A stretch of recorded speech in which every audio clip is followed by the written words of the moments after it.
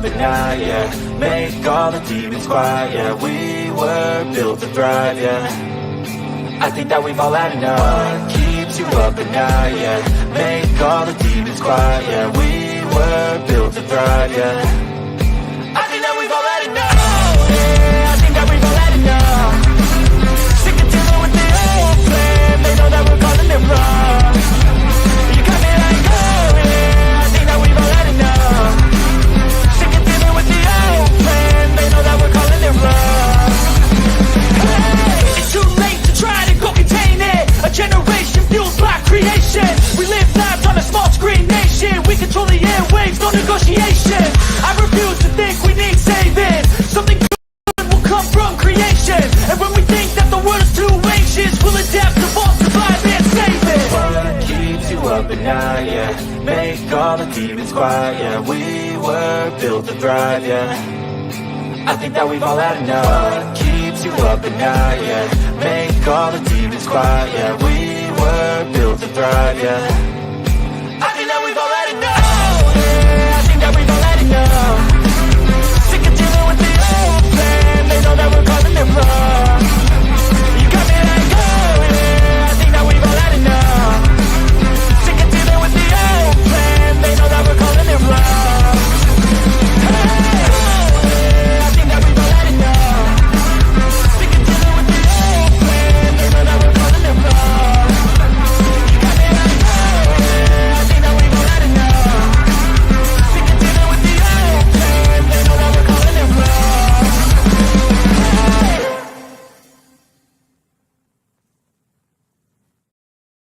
Oh, look at me. I'm retarded. I'm a globe.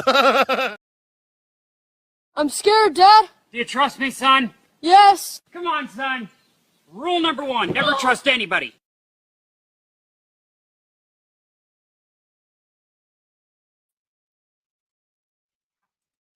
All right, good evening, ladies and gentlemen. Welcome to Sovereign Soul Unchained Mind, coming to you 250 miles live above you in your fucking dreams and imagination, because this shit don't really exist. I'm up here with my friend Something Wong and co-pilot. He's here to go along and keep the bong packed and all that other good shit. Wow. How y'all doing tonight? Good to see everybody. Let me see who else here real quick. Holy crap, we got Angela Baby Carson's here. Dragon Sage, Greg Braden's here already. Post anything too. I got let's see who else. Dragon Sage, Jeff Gashead's with us. Mojo's early. I see that 9:37. We got Chicago Cubby Bear with us. Let's see. Pyro. What else we got in here? The Half Warrior. Good to see you. Good to see you. Unindoctrinated. Let me see if Sean Elkey's with us as well. Oh my God, y'all, this is crazy. I'm afraid. I've been watching a lot of stuff today, and I think it's a pretty safe bet that before even the month's out, that we're going to be embroiled in hot war. I really do. So, and this is what got me. No, it's so bad. We give billions of dollars of weapons, military aid, and shit to Israel. We've been giving them all this money and everything, and bombs and bullets, and then I look, and they're giving money also. Now the people here after the hurricanes and stuff, and hurricane season's not over yet, folks. Don't give them shit. Can't do nothing. All the money's tied up, right?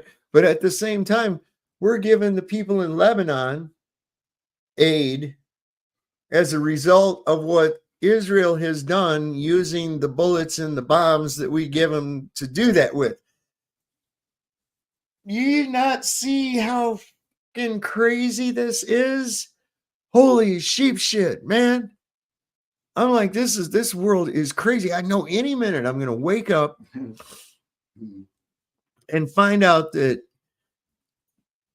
I'm really only like 20, and I was in some kind of a fucking coma for like a week, and I lived this entire weird ass life while, that's what I feel like. It's like any minute I'm going to wake up from this weirdness, man. It's not so much. I don't know how to describe it, man. I don't know. What do you think, man? It's like nightmares, kind of a good thing, but not like a scary nightmare, just like a fucking totally bizarre nightmare, like a fever dream. You know, yeah, like a fever dream. It is. It's like a fever dream. It's crazy as shit. Yeah, I can't get it. Anyway, a couple of days ago, Flatzoid's perspective, and Marcus Allen from Apollo Detectives debated Craig from FTFE and some guy named Daryl. I wasn't familiar with Daryl before. Yeah, that's where Marcus Allen is from. It's a great show. Yeah, if you notice the thumbnail, if you go back and look at the thumbnail to the show tonight, that's the Apollo 11 capsule after it, re-entry, and it was all flamed up and shit. Look closely at those like handles that are on the outside of that capsule, how shiny, bright, and like aluminum they are. It's just fucking amazing. Anyway, the reason I waited a couple of days is because, look, let's just put it out there. Craig is a toxic ass motherfucker, man. I mean, he is. You can only take so much of this guy at one time. And I'm not even sure I'd be able to make it through this entire thing here, other than the fact that I do like where Marcus kind of schooled this guy. Says, now, young man, you need to stop being a rude son of a bitch, is basically what he told him. Can you get on your side now again? Ooh. No. This is all recorded over here. This is all recorded. I mean, if he showed up at the show, yeah, of course, anybody can. Anybody can. I thought you could break flag. Well, if I don't want somebody, I could kick him out. Yeah. So I don't know. I don't think FTFE would come on here to tell you the God's truth. But anyway.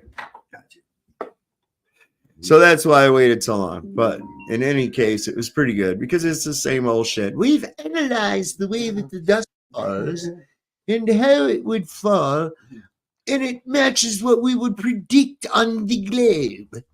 I'm like, shut the fuck up. Looks like a little remote controlled dune buggy. You can slow the shit down too.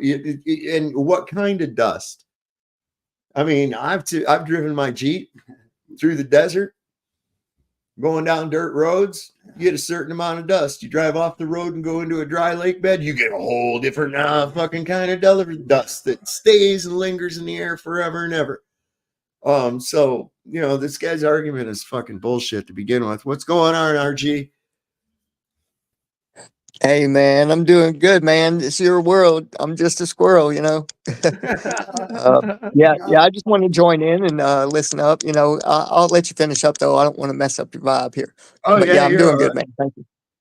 You're all right. And luckily, this one was actually moderated by James and not by that kid. What's that kid's name? I think it's Ryan. Is he the young guy? And I'm bad with names, man. Horrible names. Yeah, I think that's what it is. I think the young kid is Ryan, and the guy who moderated this was James. And it lasted a good little while. We'll see how much of Craig's toxic bullshit we can put up with. His voice just makes my butthole pucker up. So damn, man, Craig, you talking about the queer guy that acts like a goofus? You with the little point on the top of his head? Yeah, man, too much damn gel. He put too much shit. Yeah, anyway. Yeah. Mary thought that was hair gel too. She thought that was hair gel too. You remember that? Something about Mary? I'm convinced, bro. I'm convinced it's I'm convinced it's a fucking horn. To be honest, I think he's a unicorn. But anyway, I don't know. That's where the butthole pinched him off when it dropped him out, right there. That's a Same as yeah, that's the same as like how the end of a turd is, you know, as where it was pinched up. Yeah, man. Hey, man. That's funny as shit. See, I Oh mean, it's man, I like, think you know what I would say no Diddy, but man, that's probably some Diddy shit there. like that, you know. I mean, basically, that's what you got right there. What ain't anymore? So, anyway, with no further ado, The floor is all whoa, might help if we had a little volume, huh? yours for your opening. Hey guys, good to see you. Thanks for coming. Thank you for this debate. Yay, I did Flatoid. prepare for something else, but more than happy to move over to the moon landings. I just want to quickly get my presentation up if I can find where it is. I had it up. Okay. Faux hawk. Sharing screen, but I really appreciate everybody being here. I appreciate Marcus for being my partner as well. I look up to him tremendously when it comes to the moon landing things.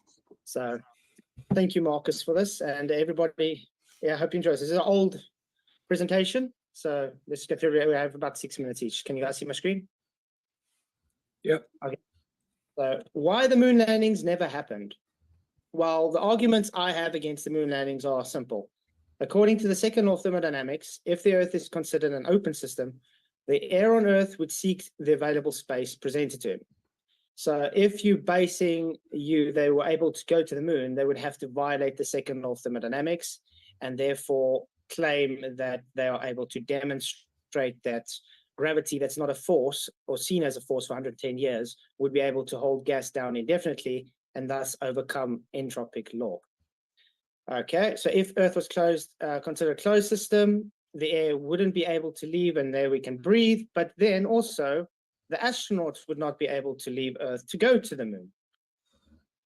So now I've got an argument for why I say astronauts are lying. If you look at Donald Petit, he claims to have seen the stars and nebula and so forth with space because we have a lot of differences in what the astronauts claim to see while they are in space. Mike Missimano says he also claims that Donald Petit has seen the stars, nebula, and so forth from space. Neil Armstrong claims it's pitch black and you see no stars, which is odd. Then you have Buzz Aldrin. He claims space is a deep black, but with a velvet sheen to it. Chris Hadfield, he's the one that says space smells like steak, burnt steak or something. He also claims space is deep black with a velvet sheen to it. Michael Collins is actually an interesting one because he can't remember seeing any stars. I would imagine if you're going to a place that you're excited to go for, you're going to remember if you see stars or not. And he later stated that he did see stars in a book after, but it's weird because it's doublespeak. So why would they all contradict one another's observation if they really did go where they claim to go? Stars or not? No stars. Which one is it? Well, Secondly, the Van Allen radiation belt. it all depends on whether or not the stars were on or not when they went, you know. I mean, right?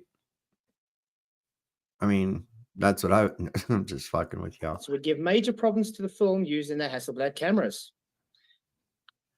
The Apollo detectors, woohoo, you guys rock, tested film with radiation and found it to fog the film with a green tint to it.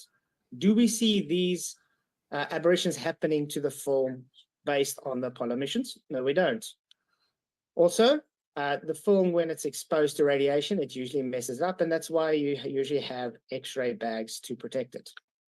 So, how did they get professional perfect shots, which would be difficult even for normal amateur photographers today without that bulky spacesuit? How did they get it right with not even being able to move their fingers correctly?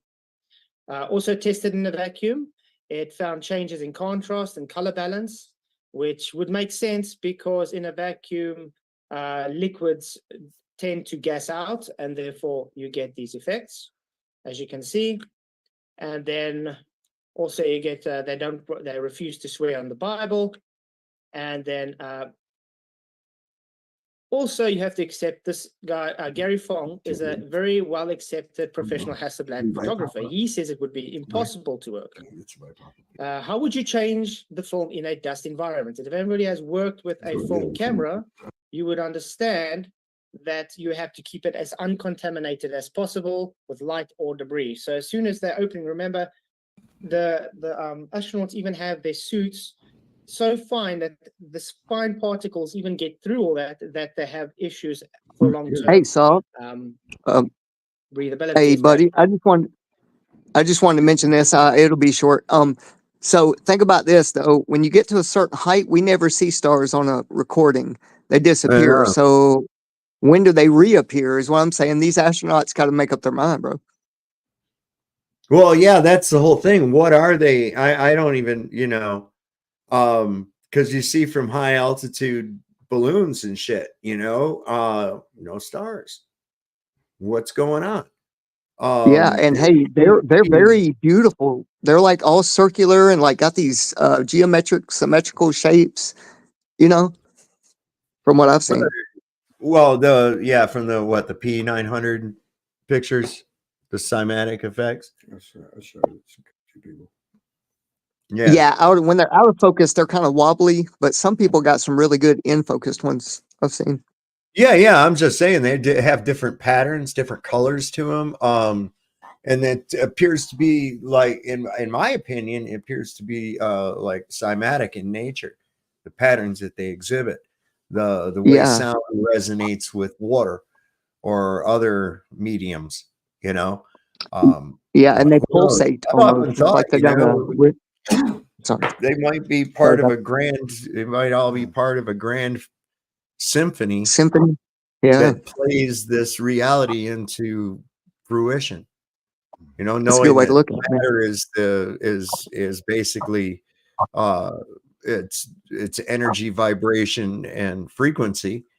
And that's basically a good description of music. And we always see the stars associated with angels, the heavenly bodies, and always see angels associated with musical instruments and choirs and things like that. And I was thinking that's pretty crazy. What if each one of the stars is just playing their own part in a grand symphony that's creating this reality that we experience? Yeah, and that's beautiful, bro. This is my last a statement about it, and we'll go back. But it's the color spectrum as well. You see, we only see the colors that are in our ability, our spectrum. So that may play a part as well. Right. We see, I think it's 0.006% of the overall light spectrum, which basically we're blind. So imagine that going into the fine parts between the dust for the film. How do you change film in a vacuum? That's exactly what I'm saying. If you look at the temperatures, that's also a huge problem. And then at Violet, that's practically all I had for my thing. Then you can go ahead, Marcus. Thanks, Frank. You've promoted the Apollo detectors very nicely, for which I'm much appreciative, being one of them myself. And you've covered the major problems, except maybe one, the heat in space. We're all told that space is a vacuum. It has no temperature, which is correct until you put something in space to have a temperature, such as a spaceship. Then it has a temperature. But humans can only really operate productively at around 20 degrees centigrade, 60, 70 degrees Fahrenheit. That's an ideal temperature for humans to work at. If the internal temperature of a spacecraft in space, heated by the radiant energy of the sun, which can be calculated at 246 degrees Fahrenheit, about 120 degrees centigrade, you've got a non-working environment. You've got a very good temperature to cook a chicken at, but not for humans to work. So you have to remove the heat. Vacuum, as you mentioned, is a very good insulator. So where do you dump the heat? You can't dump it in a vacuum. You have to irradiate it away. It's the only way to remove heat in a vacuum. In order to radiate heat away, you have to have an equivalent temperature.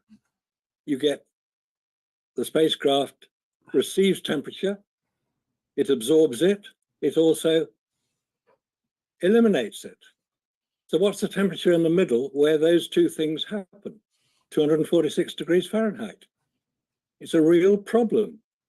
So you can use water. You can allow water to evacuate into space, and it will have a reduction in temperature. But you've got to have quite a lot of water to do it. And there wasn't enough carried, certainly not in the spacesuits. And this is one of the major problems.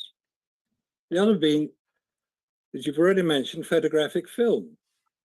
Here is photographic film. Photographic film was what was used on Apollo. It was using Ektachrome transparency material. Reversal film is otherwise known as. And the example you showed of the testing that was carried out using photographic film in a vacuum demonstrated that the emulsion, which started life as a liquid, outgasses, and it affects the color balance of the film.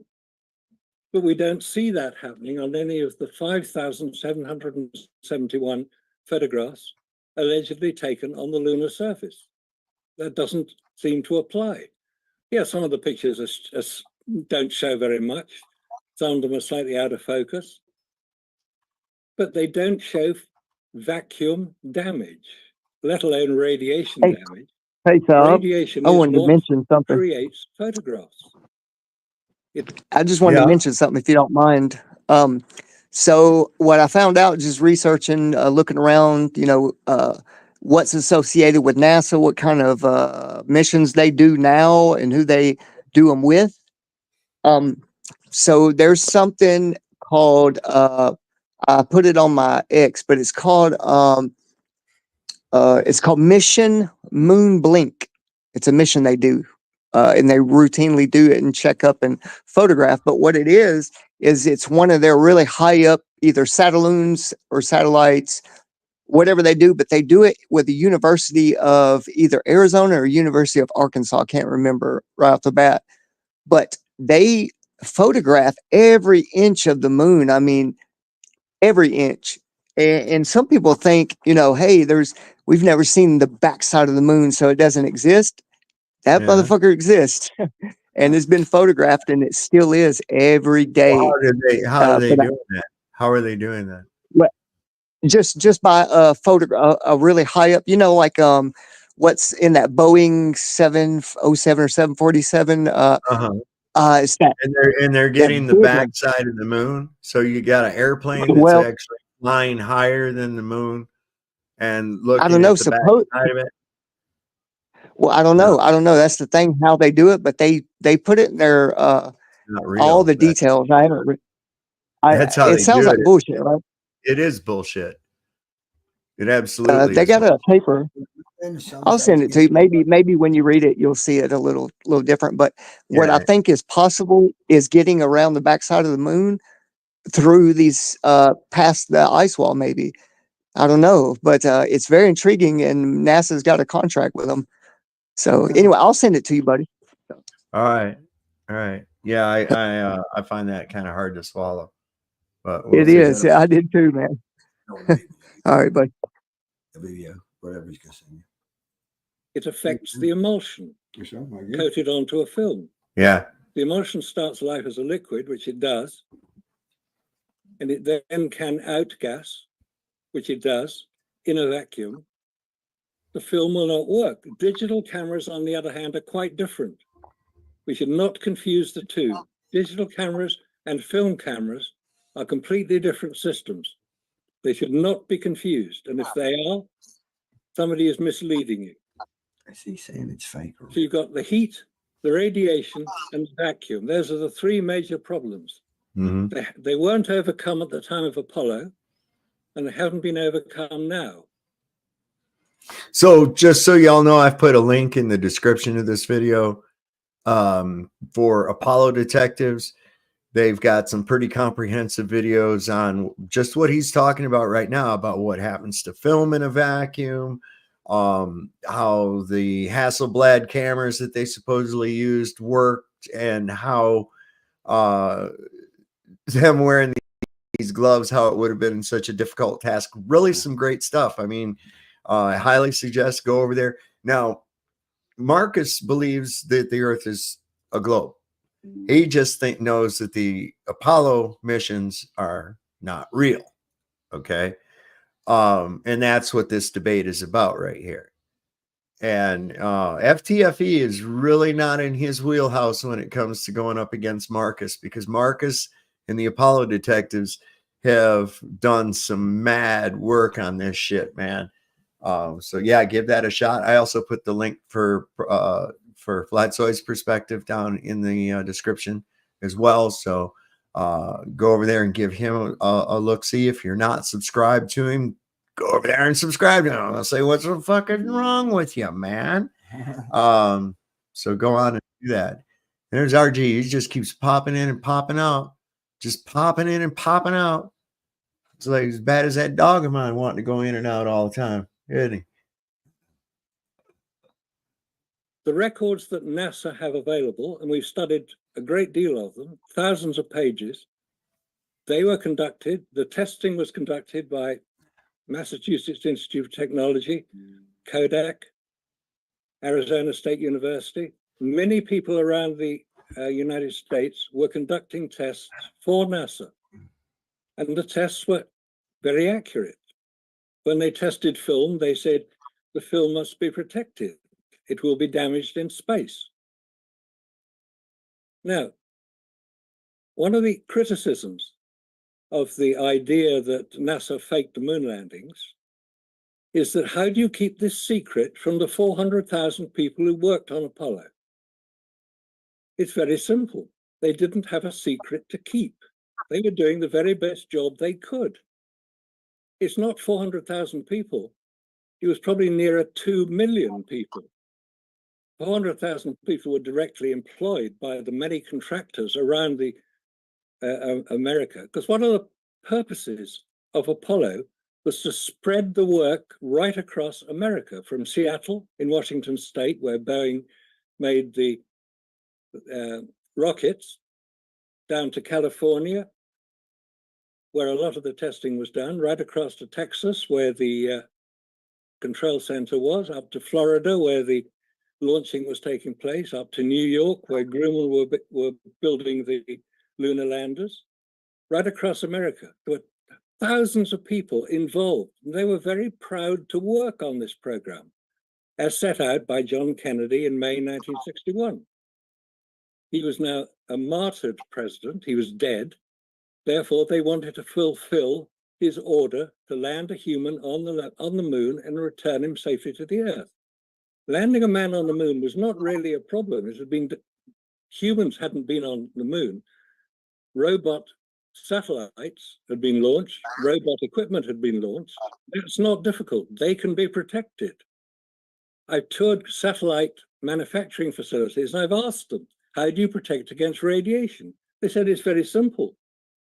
We use lead, we use gold, we use various known levels of protection against the electronics, and they work. Temperatures are not a problem for satellites.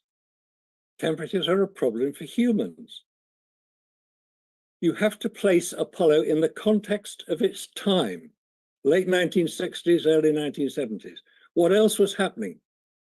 The Vietnam War was getting extremely unpleasant. The Cold War was ramping up deliberately. The space race was ongoing. America had to be seen to succeed. Yeah, the United States was in a really kind of a downward spiral at the time. We had a lot of protests here in the United States. I was around. I remember this shit, man. There were a lot of protests around, anti-war shit going on all over the place. People burning their draft cards, the Vietnam War escalating. You had people on both sides of the aisle yelling at each other, people spitting on soldiers coming back from Vietnam. I mean, it was a fucking mess. It was a fucking mess. Morality was at a low point. And I could see it in that role as a morale booster. You know what I'm saying? Yeah, there was Yeah. them race riots too, They faked you know. it. Yeah. Um, Oh yeah, you had that shit going on too. You had just coming out of the riots of 1967 in Detroit and all that shit going on, the assassination of Martin Luther King. I mean, it was a turbulent fucking time, man. It really was. George Wallace got capped. He lived paralyzed, put in a wheelchair for the rest of his life. I remember I saw that happen on TV. It was on the TV in Yeah, the that front room, and there was somebody come up out of the crowd and popped him with a pistol and shit, and he went down, but he lived, severed his spine or some shit. But yeah, I've heard of that by a couple of people. See, I'm in a wheelchair too, but man, it's a tough deal to deal with, especially when you're not expecting it. You can't plan for it. It just, man, yeah, yeah, it yeah. gets rough. So they got, I mean, we're about at one of those turning points right now. So that's why I'm really wary. The propaganda machine is really ramped up hard right now, especially given the fact that there's an election to boot. If it even comes to that, like I said, I think war is so fucking close. I can smell it. I really can. We have this sick obligation that's non-reciprocatory with Israel that I just don't fucking understand at all. I really don't. What's so goddamn important about that little shithole country? I'll never know. Well, I mean, I do know, but we're not going to get, that's a whole nother story. Anyway, I think they've bitten off more than they can chew, and I don't think the American people are going to tolerate, despite what our best Zionist politicians have to say about it.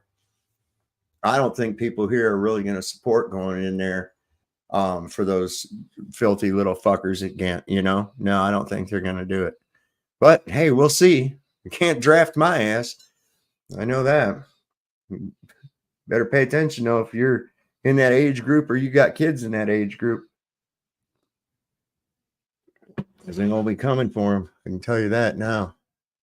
Yeah, I heard them sending out those papers and stuff. Yeah, man, I got 2 kids in that range, and they're both boys. So, well, men now, but yeah, I'm afraid of that. I've got a fear of that because, well, not really, because you know what? I've taught my boys right, and I've told them, this government isn't for you. You just need to go and do what you got to do without expecting help from them. Because once you're in their grip, boy, hey, it's over. Government don't play with that bullshit, and they're all liars. And the way they try to shame people into going to kill other people by saying, well, if you don't, you're a coward. That's bullshit, man. I think it takes more restraint to not kill a motherfucker. And this is for real. I saw that. I remember this line from I think it was in Schindler's List, and I thought it was pretty cool though. The guy told that Eamon Goth guy, he says, you know what true power is? He says, true power is having the ability to utterly crush someone and not using it. Now that's power. And I was like, yeah, there you go. Restraint and temperament. Temperance. Yes, sir. Yes, sir. I agree with that. And oh, sorry. Yeah. No, you're good. You're good. But yeah, that's for real. That's, it have that power to crush someone, and in the justification cause to be able to do it, you just don't. That's really showing right there. Look, I could destroy you, but I'm not going to. It's like, because I'm carrying the moral high ground, and it's like, so if you don't want to go off to be killed for some kind of political fucking bullshit, or to have to kill other people, which of course is going to inevitably include innocent people as well. I mean, there's no way around it. That doesn't make you a coward. That makes you fucking morally superior. Yeah, I agree, man. And they don't make it a big point at first, but this is how they lure you in about education or, some other means of making money, learning a specialty, which is fine. But, Yeah. when it comes down to what you were just speaking on, bro, they don't tell you that. They just fuck up your mind in boot camp, and they Yeah. give you, it was found out, bro. A lot of people, 50s, 60s, 70s, they were caught, or somehow it was put out about there's fluoride in the water, heavy, fluoride in the food, heavy, so they can fuck with your Yeah. mind, bro. They'll Yeah, break of your course. mind. And then when you Oh, get yeah. there, they go crazy with killing everybody, because Well, they're when you told to first by get their there, commander. listen, one of the first things they do when you get there is they give you like more jabs than you've ever had in your fucking life. Okay, that's why everybody spends about the first 2 or 3 weeks fucking sick. They say, oh yeah, there's upper respiratory infection because the barracks are drafty and shit. Okay, bullshit. It's because of all that shit you gave us, man. I mean, the same thing went when my son went to basic training. I was like, are you shitting me, man? It was like, that's exactly, yeah, we had upper respiratory infections too. Isn't that crazy? Right after, and everybody gets them. They haven't figured out a way to do something about these drafty barracks in the last 100 years or so. What the fuck is wrong with you people? See? Yeah, and asbestos is pretty bad, just like 9/11, man. Like you said, it fucks with the lungs and all that. Yeah. And I'll land the plane with this, but a lot of these big wigs, like captains or whoever's like high up in rank, Yeah. they have to go to a military tribunal court. So they don't express it to us. We don't know about all the behind the scenes things because they'll get their day in court, but not in a regular court. Hey, did you know the water at Camp Lejeune's fucked up? Yeah. Yeah, I don't think there's anybody who has not gotten some kind of an email about that shit. Jesus Christ. Anyway, let me get back onto this here. On the grounds they couldn't do it. They didn't have the facility, they didn't have the experience, they didn't have the engineering understanding to put humans, I'm not talking about unmanned craft, I'm not talking about satellites, I'm talking about human beings, us delicate little creatures who need a lot of protection when we're out in space. They couldn't provide it. So they had to fabricate it live on television. Don't forget, it's all live on television. Yeah, I've seen gorillas climb the Empire State Building live on television in King Kong. I've seen dinosaurs chasing kids around kitchens in Jurassic Park. Is that real? No, of course it's not. I've seen men walking on the moon. Is that real? No, of course it's not. I'm not saying Hollywood had much to do with it. Some of the technicians involved may have been consulted, and they certainly were because it was been necessary. The filming of Apollo 11 was more than likely done at Cannon Air Force Base in New Mexico, near Clovis. There's a life-size creation of the Sea of Tranquility called at Cinder Lake, near Flagstaff in Arizona. There's no reason to believe that they weren't trying to do it, but they couldn't succeed. They didn't have the technology. They didn't have the ability. So my personal summary of the whole Apollo moon landings is that it was a brilliantly executed propaganda exercise to demonstrate to the world the superiority of American technology. In that, it succeeded brilliantly. Landing man on the moon, forget it. Hasn't happened. Didn't happen then, hasn't happened since. He puts it good. He puts it well. What he was saying about that with the Sea of Tranquility and all that shit being a replica in Arizona, there's so many places in the Mojave Desert that I've been that you're like, wow, this looks like you're on an alien planet, right? And in fact, one of the primary film locations of a lot of Westerns was this area called the Alabama Hills in Lone Pine, California. You can look this up on Google. It's really quite a remarkable place. It's really neat. But in addition to that, there's been a bunch of sci-fi movies filmed in that same area too. And it's really wild as to why, because of the weird rock formations and things like that. But I've been to places like near talc mines where it literally looks like a lunar landscape, man. And it's just due to all the talc dust that's on the ground. And, you know, it looks exactly like those pictures, you know, minus the craters. All you'd have to do is create a few little craters or some shit like that, but it's identical to it, man.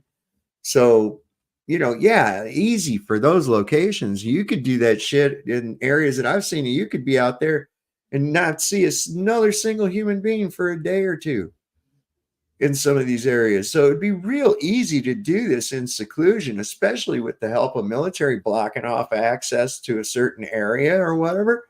It's not difficult. I got some pictures. I'll have to dig them out of me collecting rhyolite, which is, you know, those little red lava rocks you buy to put out in your landscaping. We went and got them for free out of a volcano. And it's all that kind of red rock, exactly like that. And I got pictures of me and my buddy up there getting it. It looks like we're on Mars. In fact, I was joking with that picture when Elon sent his roadster up into space. I was like, well, I already beat him. I'm waiting for him up here on Mars. Hurry up, Elon. You know, because it looks exactly like that Martian landscape. Perfect. So it's, you know, That's not wild. a difficult thing to fake at all. In fact, let's say it'd be harder for him to fake it than for him to actually do it. Oh, bullshit. You can do it on a less than a B movie budget, man, for real. Yeah. Shit, I did it with Hey, a man, cell and- phone fucking camera, you know. Oh, look, I'm up on Mars, you know. Yeah. Yeah, man. You'll hear something pretty cool about Elon. Since you mentioned Elon, I'll make it short. So, the guy, it was back in 1933. He went under Los Angeles. He was ordered to mine some stuff for a company and see what was down under him. You know, what kind of minerals and gold or whatever. 33 under Los Angeles, found by drilling, bro, like 106 miles worth of tunnels, right? And Heard about and then this, there yeah. was this another guy I was watching, right? And he was talking about he worked at places under the ground in tunnels that served the wealthy and the he was talking about he worked there and he was under an NDA for a long time, but it Oh, you're ran talking out. about that so guy he that said he worked at a secret Starbucks? yeah. What is it? Do you Yeah, I think that's saw real? that. I don't know, man. I don't know it. I don't either. I I don't know don't what to know. think about it. I mean, I That can't sounds see, crazy, you know, though. here's the, you know, I'm trying to look at that from a company standpoint, you know, having to have an NDA for a guy to work in a Starbucks just in case some of these important people are using this tunnel and want to get Starbucks. I mean, they have assistants run out and get them shit like that. You know what I'm saying? They don't, I don't know. Yeah. I got you. I don't know. There's a lot of stuff. You know, I try to look at it from all angles and everything, you know, if I possibly can. And I don't know. It Yeah, I could be. hear Is it possible? Yeah, sure. Anything is fucking possible. I'm just looking, is it logical? You know, but if Right. there's That that makes much, and if there was that much frequent use of these tunnels, I'm sure that they would have come to light before now and before just recently, you know. So I know that there are like these main tunnels like that they have with maglev trains that go incredible distances underground. Like there's even one that goes from Washington, D.C. to a place called Greenbrier over here in West Virginia. That was it was a complete Senate and House of Representatives and everything underground that was for continuity of government. It's underneath the Greenbrier Hotel. So That's yeah, they wild, have brother. that kind of shit. But as far as having, you know, like, oh yeah, sure. Oh, cool. Look over here's a Secret Sam's pretzels too. You know what I mean? I mean, it's just Yeah. it's That's fuck, I cool. don't- Hey, but what if we found out? What if we found out, bro, that every city that we see is on top of another city? What if we found that's that very, out? there are some places it is like that, but that don't have a lot to do with this. Right. True that. All right, We'll but get that'll be another night. That's some interesting stuff though. Yeah, I know that. So I just want to come in and say hi, man. How you doing? Doing good, Butter Biscuits. How are you tonight, man? I'm good, man. It's just been real busy lately, and I can't ever seem to find any time to tag into anybody's videos, so I just thought I'd tag into you again. You were the last one I was on, so how you doing? Salute. Yeah, salute. So, have you had a chance to see yeah, this? I got a debate? chance to watch this, so that's why I wanted to pop on because I saw you were reviewing it. So I know there's some good parts in this, and I'll keep quiet, but there's I'll pop in once they start. I'll let you. Oh, yeah, they're just now getting into their opening shit. Marcus is just now wrapping up, laying it down, and listen, really that guy's happy done. that, He's put in the hours, bro. He's put in the hours. I'll tell you that now. Absolutely. I mean, everyone giving Flats a hard time about, oh, he's a Glober or so on and so forth. Mm-hmm. Flats was very kind, patient about the whole thing. Mm-hmm. Didn't really say anything else. Like he's like, yeah, we have landed, spacecraft on the moon, but we haven't landed people. And Flats is quiet about it and letting it go and all of that. So. Yeah, they's got points I disagree with as well. Yeah, I'm like, no, there ain't nobody ever put nothing up on the fucking moon. But imagine Daryl or Fight the Fat Ass over here, them trying to actually debate with somebody on their side that don't agree with them 100%. Can you imagine? Oh, yeah. It would never happen. So this is I think it's plausible. It shows what kind of people flat earthers are in that aspect, that we can still agree with people to point out certain things and go with it. So that's my 2 cents. It cracks me up because this Daryl guy, he just wants to, well, do you have any math for that? And I was like, I told Flatzoid afterwards, I said, you could have given him any fucking thing. He doesn't even know what math he's looking for. He's just trying to get you mired down into looking for an equation or some shit. Fuck him. Right. Have you ever heard of this Daryl character at all? Yeah, I've seen him on like 2 or 3 other debates, but they were probably about a year ago. And he's always exactly the same way. Show me the calculation. If you can do it, if you can't, then just don't even talk about it because you can't show the calculation. That's all he's about. Yeah. Dumbest crap ever. Yeah, Daryl got handed his own ass by Witsit not too long ago, man. I was like, damn, that's embarrassing. Yeah. That's probably like 3 or 4 months ago, I think. Yeah. Here's the thing: FTFE keeps getting it handed to him. He don't care. He just keeps getting up. He's too stupid to stay down. Well, he's about to lose his leg anyways. Who cares, right? Oh, I don't believe none of that. He's I don't believe it either. His leg for the last 2 fucking years. Poor me. I said a year ago, I said, we want to see the stump. Show us the stump. Yeah. Why not? Ain't nothing wrong with that, right? You got. If I had one, if I had an amputation, man, not only that, I'd get a fucking pirate peg, man. That's exactly. I say, is that shit come with an eye patch, bro? I'm down with that. Bro, I'd be swinging my nub around like it wasn't nothing, bro. Did you ever hear about that, man?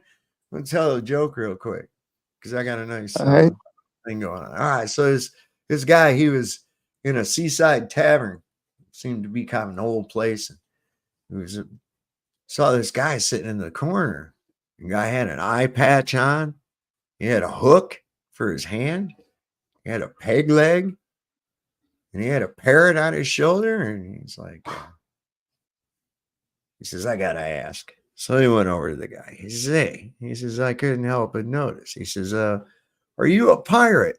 He goes, "Arr, matey, I'm a pirate. Why do you think I got a pirate on my shirt, on my shoulder?"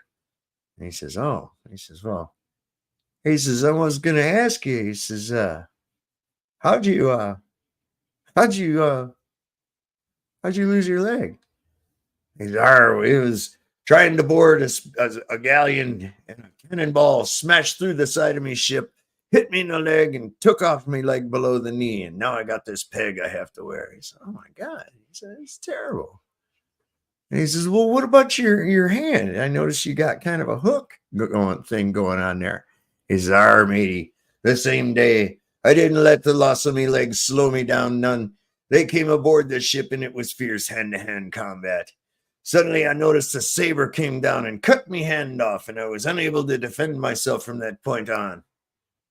He says, "My God. He says, so I suppose you lost your eye in the same incident, yeah, after the same battle? He says, nah, matey, I was sailing along. It was a clear blue sky. I looked up into the clear blue sky and a seagull pooped right into my eye. He says, and that put your eye out? And he says, nah, matey, it was me first day with the hook.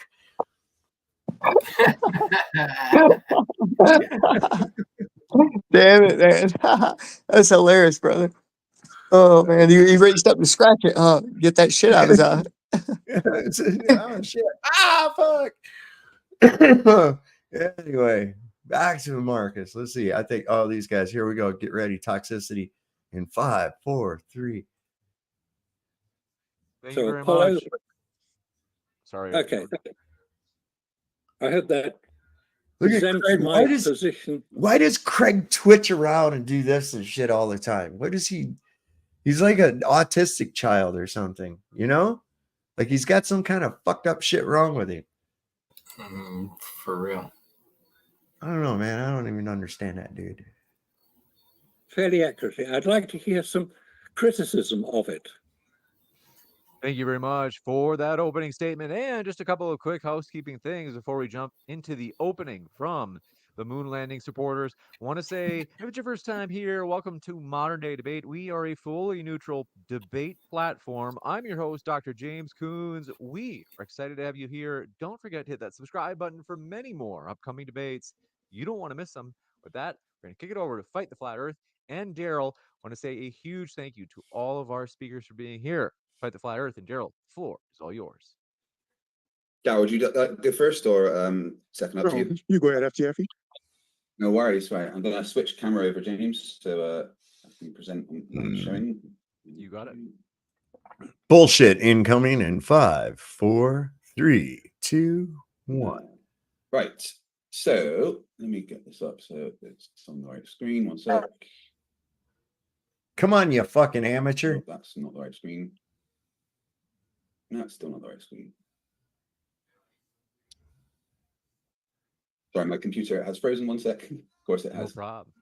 Folks, if you haven't There yet, we hit go. that like button. We appreciate your support, and hitting like. Yes, does indeed, help it us was. out, so we appreciate that. And Fight the Flat Earth, floor is all yours. Yeah, this right here. This is where this is where bullshit. dipshit is gonna show the fucking lunar lander and not be aware that that's actually a little fucking nothing that he's seen there is even real.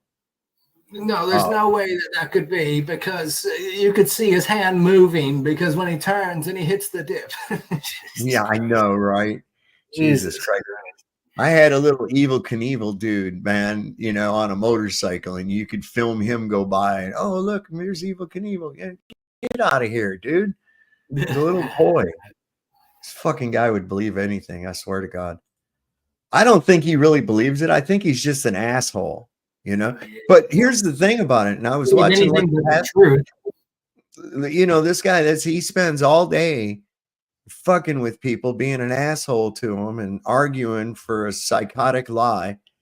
And, you know, he thinks that when he goes off that he can just put that away. He can't. That shit's gnawing at him. He's carrying that fucking negative bullshit around with him all the time. I mean, if you weren't here earlier, Buttered Biscuits, but I said the reason that I put off looking at this for a couple of days was because I'd already watched it, and there's only so much of fucking Craig I can take because he's so goddamn toxic. You know what I mean? Yeah, absolutely. Now, can you imagine being him? No, I wouldn't want to. For God's sakes, no. Oh, that would feel awful all the time. It looked like he was scratching his herpes there in the beginning when you said, was he twitching around? Yeah. The gerbil was nibbling at his underpants. No. Okay, I'm really not going to with all the conspiracy about, you know, trying to prove that America was great and all that. I just go with evidence that's available and look at that. And the killer evidence that, for me, destroys any notion the moon landing didn't happen is this video. And this is Apollo 6. Because the dust falls exactly as was predicted.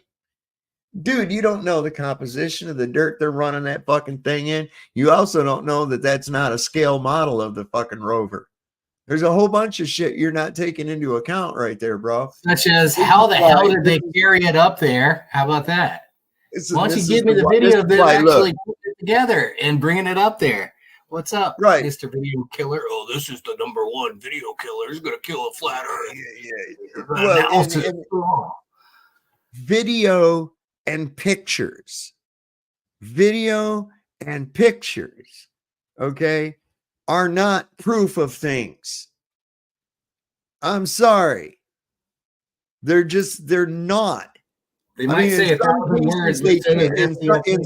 If you're documenting an experiment, yeah, that's one thing. But something like this, look, here's the dune buggy on the moon. Well, that's what you say. I don't know that that's really the case, right? You're just assuming that they took this buggy up there and they're doing all this dumb shit. Okay. Yeah, what happened to the proof of them putting it together on the moon or actually hauling the damn thing up there? Seriously. Well, I saw a video of Superman flying. Does that make Superman real? Oh yeah, on my TV. I mean, fuck. I mean, that's the thing. And it's like, that's why you got all these fucking retards that are seeing this rocket getting caught by chopsticks and they're going, oh, wow, that's remarkable. And I'm going, yeah, that wasn't real. I mean, you obviously don't understand fucking physics and rockets, how this shit like that works, man. You're not going to fucking have a rocket do that, tilt over and not be top heavy to where you can somehow maneuver it from a one little point on the bottom. Get the fuck up out of here with that shit. I'm sorry. You're not doing that. That was fucking CGI or holographic or both. One of the two. You're never going to convince me that shit was real. I agree. And they call it the Grand Prix. And this is a really good shot. The moon buggy goes back and forward in front of the camera. And you see the stuff shooting up from the back of the wheels. Look the stuff at shooting the up from the back of the wheels is the important part. Because they form. Notice that? That's what I was thinking the whole time. I was like, man, that's a backdrop. Look at the damn backdrop. Yeah. You know well, and it slowed down too. It was obviously taken with a higher film rate, and then played back at a normal rate to simulate the idea of being lesser gravity. Yeah, exactly. Now this whole thing, because I can remember. Because of that, they were saying, oh, that's because there's less gravity on the moon. That I automatically, as a child, I equated it to you just automatically moved in slow motion because of it, because there was no gravity. And so like when I had my Apollo snowsuit and I was outside in the yard pretending I was on the lunar surface, I would move slow like that so that it was like, because it was supposed to be like low gravity and shit, I was being like the astronaut. So even a child could see that it was slowed down. Yeah, it was messed up. And it's like Flat Earth Dave says, it's not stupid. Or you're not stupid, it's stupid, Right, exactly. Because you could actually bullshit it out. Your mind was saying, no, this is bullshit. There's no way. Right. And then you had the question, and you're like, oh, okay, everything's fine. Yeah, I had the question, but okay. The authority told me, so I'm good. Dude, I remember they were pushing this little fucking moon buggy so hard that they at the grocery store was selling Tang, and wrapped into the cellophane was a little miniature moon rover that came with it. And I remember I wanted that. I begged my mom to get Tang, and she goes, that shit's garbage. You're not getting that. And I was like, man, Neil Armstrong drinks it. And she goes, well, I don't give a shit what Neil Armstrong drinks. I ain't buying that garbage. Right? Good for her. Yeah. Smart lady for sure. Yeah. She didn't buy any of your wits from. Yeah, that's good. Yeah, that's what I'm saying, Jono. RC car for sure. G.I. Joe in a spacesuit. Exactly. Do you remember the little Evel Knievel you could get? And it had a little dude that sat on the motorcycle, and it was a little action figure of Evel Knievel. and you crank this thing. It was a little series of gears, and it would get that back wheel just fucking spinning like a son of a bitch. And you release this catch, and that little motorcycle go flying. You could have jumps set up, and that thing would fly over it. Friend of mine, man, he set up an 8mm camera on the ground so it looked like it was real and shit, you know. With his hands were up on the steering wheel or whatever on the steering mechanism. The entire time. And then you turn it, the wheel turns, his little hands turn with it. Yeah, it looks like he's turning it. Wow, look at that. Wow, it's real. Come on, FDFE. This is the ball breaker of all flat earthers right here. Well, now his big thing, wait till you hear, his big thing is that the dust, the rooster tail and the dust does as we would predict. He's always about this as we would predict. He thinks that makes him sound smart, you know? Right? Yeah. Until you ask him, say, well, what exactly was the prediction? Can you show what the predictions were before, you know, to compare with this? He doesn't go with that. See, he won't answer that dumb shit. Yeah, he won't answer when that. Flatzoid got Daryl. I mean, my God, he asked him 3-4 times about the pressure. Yeah. He would not answer. He just ignored it. Like he never heard it. Man, all right. Keep going. Yeah, he's irritating. Watch this. His whole thing hinges on what they predicted it would do on the lunar surface. As a rooster tail, if we can actually pause it at the right point, maybe get it here. As it goes along, it shoots up the dust behind it, the regolith, in a very particular pattern that's called a rooster tail. And if you watch here, just at the back wheel, as it shoots up, you see that very distinctive pattern. That is, you might not realize it, but that's the killer. That pattern coming off the back of those wheels destroys any notion that the moon landing didn't actually happen. It's been analyzed.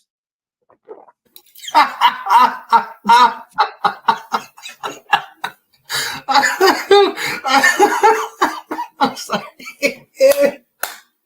Oh man, that's good. Wow. Destroys the whole thing hinges on rooster tail analysis. Oh God. Rooster tail. So it fell 1/3 the rate that it would on Earth. If it was on the moon, it would fall faster. Well, what if the film was shot 3 times faster than what it's played at? Oh, stupid fucker. Good point, man. That's because I believe everything that NASA ever put out, and you guys just say, nuh-uh, nuh-uh, nuh-uh. Oh my God. That little point on his head. That's where they hook him to the fucking little umbilical to feed his head full of this dumb shit. That's why he's crazy as a fucking rat in a tin shit house. I think he's related to a rooster with that little thing on his head. I think he's more related to a hen than anything. But yeah, I think so too. It was roosters. Or he could be a baby rhinoceros, you know. I bet he could pass Diddy's egg test. Oh. If you don't know about Diddy's egg test, you need to Google that. I'm not going to tell you. I've had a few roosters I've had to put down because those bastards won't stop coming at you, you know. Oh shit! Yeah, my uncle had one. They come jumping and they got their claws going, and they are ruthless little bastards. Yeah, man. He had this one thing. It was named Nicodemus. I go over to his house or whatever, and go to get out of the car. He'd be walking up to the house. That little fucker come out of nowhere, man, and just start nowhere. Fucking attacking my leg and shit.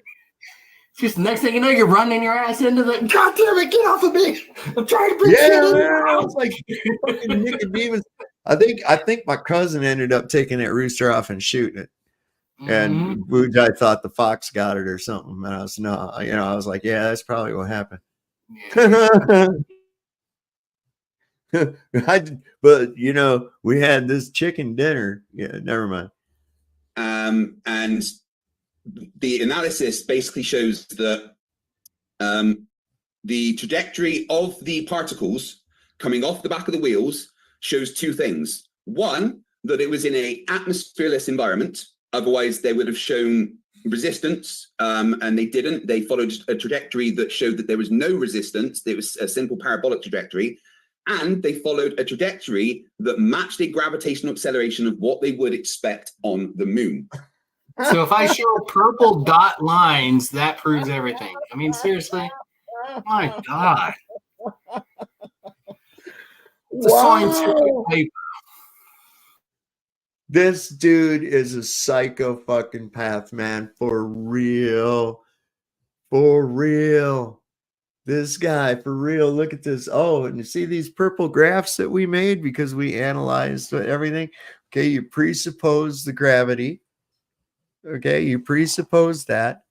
You presuppose the material. You presuppose that the legitimacy actually of the video itself.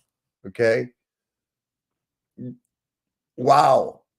It's something you notice. You can tell when something's scaled down too, because like if you ever see where they have a naval scene and they're using little miniature ships, you can usually tell when there's splashes of water and stuff like that. It was, it doesn't really react the way it would in reality, right? So a lot of times miniatures don't really reflect full-size objects on the same environment. So I don't know, just throwing that out there, Try that same test near a talc mine or another such terrain very similar to the moon. Try it with a little miniature fucking go-kart or a remote control buggy. Okay, try it with that. Run it at high speed, then slow it down and see if it matches the predictions of the fucking moon's gravity. I bet you it will. Bet you 100%. Right. And they compared it with what you would have on Earth. This particular graph here measured dust trajectory clip 1, which is literally from the clip that I just showed here, shows all the blue dots are the particles that they have identified and followed the trajectory of. They fall within the two curved lines that show the gravitational potential on the moon. If on Earth, you would either have these two green lines. That was what you would expect on Earth, depending on the Awakened Nemesis says, I'm so glad I've seen that graph as I was starting to doubt this shit. Yeah, that nailed it for me, baby. First off, were they there to actually analyze it? Number one. And number two, how much were they paid to write this bullshit paper? Oh my God. You know what I mean? There's plenty of people like, pay me 50 grand. Yeah, I'll pay it. I'll write whatever you want. I can make whatever graph you want, anything, man. We're good. Yeah. Hell yeah. Publish it. Roosters and purple dots. Hell, that makes it all true. Confirmed. Confirmed. And then we'll just make up some presupposed calculations because we say that the gravity on the moon is this, and this is what we would predict it to work. Well, how did you analyze this? Just through a video? That's it? Just through video? Yeah. Okay. Grainy ass 300, not even 360p video. Just okay, go ahead. Yeah, good job, guys. The whole belief in this hinges on the rooster tail of a buggy that he's not even questioning how the fuck they got up there. I mean, that's a little more intriguing than what the damn rooster tail did, right? I'm curious to know how they got a fucking Jeep chassis up on the moon. That's what I want to know. The only rooster tail I saw was this morning when I was dropping it off at the pool. Jesus Christ. This is the green lines, which you expect on the Earth. The speed and the conditions on Earth. It shows air resistance and it shows a much quicker acceleration towards the ground, which is what you would expect on Earth. But every single one of those particles traveled in the trajectory that showed there was no resistance, and it was in an environment where the gravitational acceleration was much less and matched what we expect on the moon. And that's basically looked like the shit dropped back down pretty close to the back wheel, not like 50 feet like maybe it should. Something resisted it, or you wouldn't have a rooster tail at all. Basically it. For me, that is the absolute killer. The only response is, well, they faked it. Well, if they faked it, how did they remove the atmosphere from this entire massive thing? That would need to be answered, because this was filmed in something that had no atmosphere. And the proof is the analysis that has been done on those trajectories of the The particles. proof is how you So- never got it there because you don't have any videos of you bringing it there or setting it up, bastard. Well, yeah, but Biscuits, look, man, we had a graph. We had a graph, Yeah, man. it had a lot of dots on it, and it looked really Yeah, good. and there was purple. There was, you know, a lot It of was time and predicted. effort apparently Predicted. put into this graph. So yeah, you know, so there. So yeah, like that's just your opinion, man. You know. You're right. I should trust the science. Oh yeah. Sorry, yeah, Well, if they yeah. never hit me up with any goddamn science, I might. But they Yeah. don't. They just hit me up with bullshit. I mean, I The was sitting paper there was trying to science, explain man. You don't know? That paper was science. It's science. I was trying to explain to fucking Luca on Flatzoids. I was trying to tell him, I was like, look, how is astronomy science? I said, what's the science part? Well, they observe and predict movements, and yeah, okay. Yeah, the observations were you know, they Yeah. observed and they predicted based off the observations, and based off of their observations it came true, so therefore it's true. Yeah, And everything's I was nominal. like, what's the science part? What's the fucking Oh, science science? part? It's nominal. It's all nominal. It's nominal. No, for real though. I mean, that's the whole thing, and people, so that blows them right out of the water because they want to claim that this astronomy bullshit is science. It's not. It's not. It's observations, and then they tell you stories about what they think they're looking at. That's it. No science. Mhm. So it's, I agree, brother.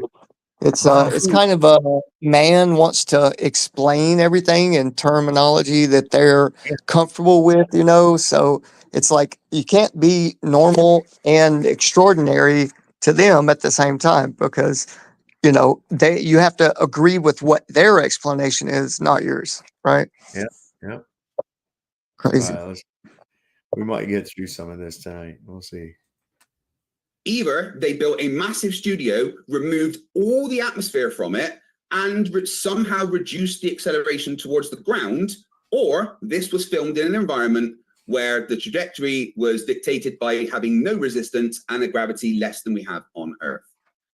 Or it was a little remote control fucking dune buggy in a sound stage. Right. Dave, can you put it on like 1.25 or 1.5? Maybe we can Yeah. hear it a little bit faster. Yeah, he sucks. Especially with his stupid ass. Like I can't. There's so much. He's terrible. You know what I mean? Just his voice. Sorry. But I mean, everything he said right there. So what are we wanting to do? We want to change what the rooster tail does? Okay, yeah, sure, no problem. We can just film it at a faster speed, a faster frame rate, and then play it at a slower frame rate. So what would we want to do then? We'd take instead of running at 32 frames per second, we'll go at 64, we'll go at 96 frames per second. Okay. Then when we play it back at 32 frames per second, it'll be going like 1/3 the speed, and it'll simulate the 1/3 gravity that there is on the moon with our little toy dune buggy on a soundstage sandbox with a backdrop that is obvious as all get out. See? Sounds reasonable to me. And that's it. For me, that's the absolute killer. I've gone through so many moon landing nonsense, and this is it. There's no response for this that matches the physics of the universe that we live in that can debunk it being on the moon. And with that, over to you, Daryl. This guy. Oof. Oh, yeah. Leave it, Daryl. My fault. Sorry about that. Let me switch it over. I was just getting a little bit of feedback, so I muted everybody. Daryl, I just asked you to unmute. And then what we'll do is later, if we're able to fight the flat earth, I'm sure that these photos will come up again, is that people had said that the resolution was, because I had to stretch it so much because it was just your screen showing it, If you're able to use, so you able to, if you would like to put them up at any time, but yeah, if you need them displayed again, I can make them up there. you got it. And Daryl, the floor is all yours as well. Everything sharing okay? Yes, I just have to adjust a little bit because 2 moments. And then I think what we'll do maybe the rest of the debate is if everybody just uses the standardized screen share. I'm just going to quick adjust to the standardized screen share again. Thanks for your patience. And Daryl, the floor is all yours. He was better than Ryan. Hello, Though. everybody. My name is Daryl Lee Berry Jr. It's a pleasure to be back on MDD. Good to be debating with Fight the Flat Earth. I'm a fan, and good to have James be a moderator again. It's been a long time. So I'm a physics student, astronomy student. Some of you all know that from our last time. So I can't say I'm an expert on moon landing, but I'm familiar with the topic a bit. So we'll be debating the moon and whether the astronauts went to the moon. And basically, 2 things come to mind for me when I think about how we know or understand that the moon landing happened. So one is the fact that we have satellites in space. China has satellites in space right now where they're taking pictures of the moon landing locations, the location spots. They can see the effects of the astronauts being there. So that's one thing right there. Another thing that we have as far as moon landing, at least knowing that we went there, is the fact that and hold up, see why my screen is sticking. If I need to stop sharing 1 moment here, so I could get this to. There we go. So hopefully that still stays the way it was. Another thing that we have is we have the laser reflectors that they left on the moon. So basically, when they were there, they left these laser reflectors on the moon that are built in such a way that when light goes at any angle, it's reflected back at the source of the light. So these things are designed similar to how the plastic or glass structure is on our tail lights, for instance. So that if somebody's coming in behind us and they flash at night, the light that's coming from that car will go back to them so they can see us there rather than bouncing off at an angle. So at 500,000 miles. Good God. Well, total. Total back and forth. Yeah. Almost 237 times 2 or whatever it is. I think a laser, by the time it hits the moon, is about 2 kilometers. Right? It's about 2 kilometers, 2 kilometers in diameter. Then a portion of that is hitting this little 2.5 foot by 2.5 foot reflector. And it's this weakened light because as light spreads out, it gets what? Weaker. So it takes this weakened portion of a 2 kilometer area of laser light and reflects it back. Yeah. I got some and ocean. What they end up, I think it's like 0.000000000 something fucking thing of a spike is what they get. And that's how they know that they hit this fucking reflector. Yeah. Oceanfront property in Arizona, man. Oh, GTFO. That's all I can say about that, man. I mean, go somewhere with that nonsense. On the moon, and people have utilized those reflectors ever since they were left there to shine laser light there to find out exactly how far the moon is. Not to mention the Russians were doing that dumb shit even before the Apollo. I think they were doing it in 62 or 67 or some shit like that. 62. Yeah. So he brought that up too. Good for him. They got a little bit uncomfortable with that. Yeah, they don't like that at all. But we do it better now. That was their thing. It comes in better. The signal's better now. Right. We were doing it before. Yeah, I guess, but it wasn't as good as it is now. We can do it better now, so it doesn't really count. They claim that universally, like for every object that they had better technology back then, and I'm wondering, do you guys know, at higher elevation with these big major telescopes, like all around the world, they're trying to get as high as they can to try to I don't know what they do, but there's a lot of videos that, and not saying they are communicating with the moon or something, but obviously I've seen these things fire green, red, blue lasers straight up in the sky, and it's a very short flash. And I'm wondering what they're doing with that. And I thought about it for a while. What if the stars are a whole lot closer and they're they are. hitting them or something? What do y'all think on that? That's very possible. But they are closer. They're right there. They're right up above. That's what I us. think. And, Yeah, I think they're not, communicating somehow. Well, and if they were all these different distances out and everything else like that, we would surely see stars parallax one another, and we don't. You focus in on one, you focus in on all of them. Once you've got one in focus, they're all in focus. So I think it's very, very much kind of like how a planetarium works. Exactly. And I believe that the center of attention, just like in a planetarium, is in the exact center of the room, which happens to be a round, domed room. And in the very center of that room is a special projector that projects an exact replica of the night sky onto that dome. And I'm sharing here. This is just back in December 2023. NASA announces Gusto Balloon Telescope. That's December 19, 2023, saying that they're going to put a balloon telescope up, right? So, I mean, for those that don't know that's how they're putting these telescopes up, because every time we see these stupid telescopes, oh, look, they're floating and they're gliding along the surface, blah, blah, blah, whatever. Yeah, it's balloons. So and also a lot of these, like they show you these spectacular pictures of fucking nebulas and all this other nonsense, right? That's not actually the visual. That's an artist's interpretation of data is what that is.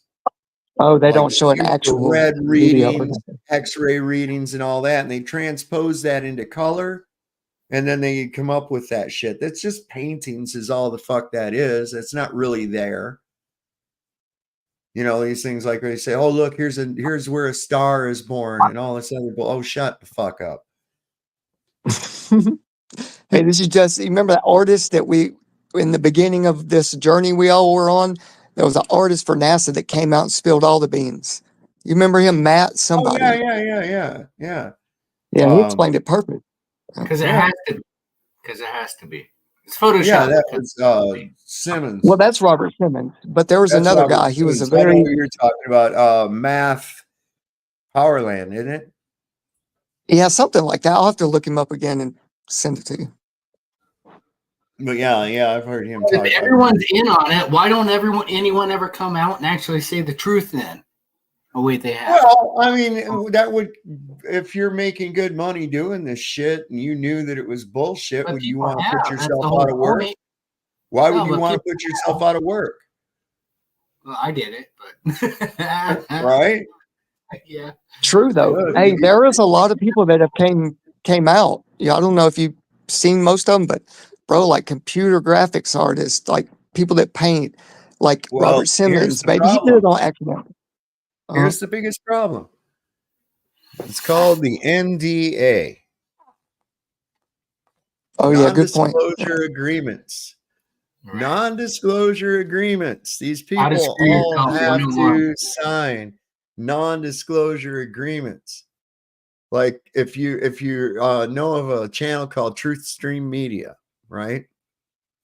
That's Melissa Melton and Aaron Dykes, who were formerly InfoWars reporters.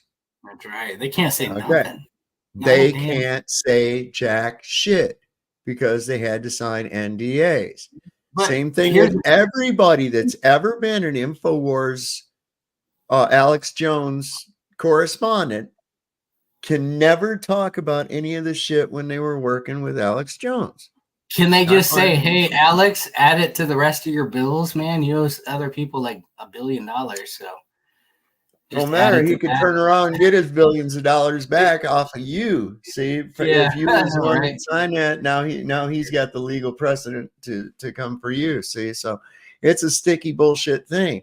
I mean, if you want to go work for NASA or some of these other agencies, I'm sure you have to sign non-disclosure agreements and a number of different contracts talking about you're not going to divulge secrets of the company. You're not going to do this, that, and the other. I mean, there's all kinds of shit they can add in that contract, and it's all about how much somebody's willing to put up with in order to have that position. So yeah, we're stuck with that dumb shit, you know. But hey, that's why I won't ever put myself in a position where I have to sign a non-disclosure agreement. I'd be like, well, wait a minute. You know, that means you must be into some fucking shady shit. And I don't want no part of that. Yeah, it's called a middle finger right there. Yeah. I don't want nothing to do with your shady bullshit. If you gotta hide it, no. Is away from us. That's why we have very exact distances for the moon. We could use those things to, for instance, predict lunar eclipses, solar eclipses with the distances and calculating everything. So those are two things that come to mind that are pretty clear that we. Because before anybody put a fucking laser reflector up on the moon, nobody knew when there was going to be a lunar eclipse or a solar eclipse or none of that. Nobody knew any of that fucking shit at all until they put a laser reflector up onto the moon. Get the fuck out. Even though we were already bouncing it back off the moon, supposedly. Well, none of that would matter anyhow. Right. None of that would have anything to do with a fucking predicting an eclipse or anything else. You're not predicting shit. You're post-dicting. Okay? It's a cycle. It's a pattern that repeats itself. It's already been documented. You already know when they're coming up. The 2024 eclipse was predicted in a fucking 1920s almanac, for crying out loud. I mean, come on.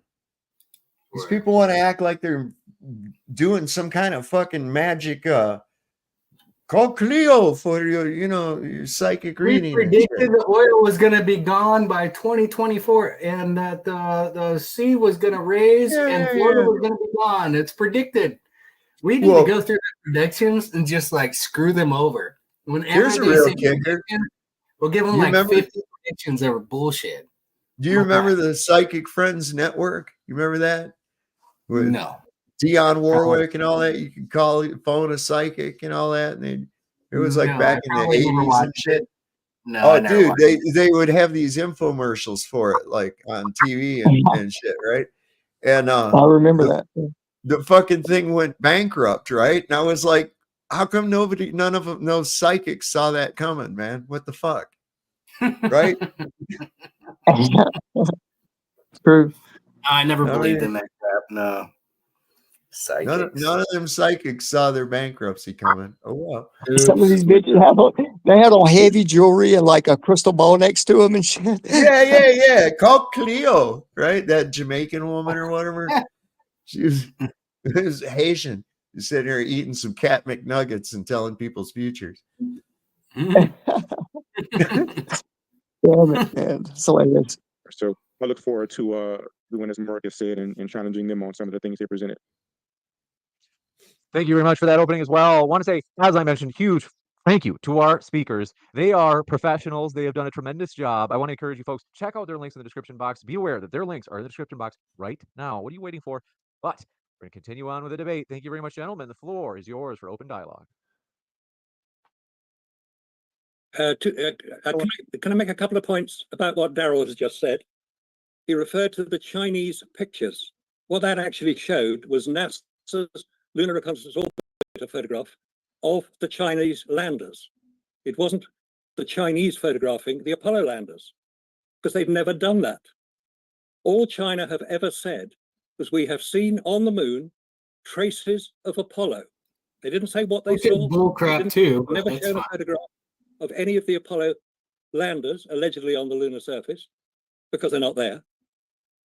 But they don't want to upset America. So they will go along with the story. China are doing some very interesting activity on the lunar surface because they've landed there.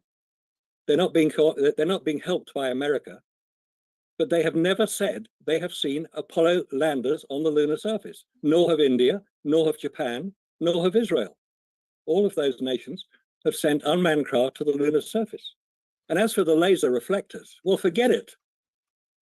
You don't need a laser reflector to bounce a laser off the lunar surface. It was done by the Massachusetts Institute of Technology in 1962. Actually, before that, in Project Diana in World War II. Yeah, they were bouncing radio signals off the moon because it was secure. This is actually kind of funny. Watch Flatsoid when he says we sent different shit to the moon. Watch Flatsoid's face. On the lunar surface, nor have India, nor have Japan, nor have Israel. All of those nations have sent unmanned craft to the lunar surface. And as for the laser reflectors, well, forget it. You don't need a laser reflector to bounce a laser off the lunar surface. It was done by the Massachusetts Institute of Technology in 1962. Actually, before that, in Project Diana in World War II. Yeah, they were bouncing radio signals off the moon because it was a secure means of communication. So who knows why it was called Project Diana? Well, Ashtaroth, right? That's the god. That's the Artemis, Mary, Diana, the yeah. moon goddess. The moon goddess is Diana. Yeah. Artemis, and Artemis was Apollyon's or Apollo's sister. Yeah. Apollo is Apollyon.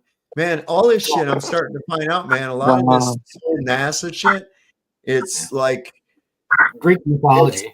Deep, and the politics too. It's deeply rooted in like this Golden Dawn fucking Baphomet bullshit, man, for real.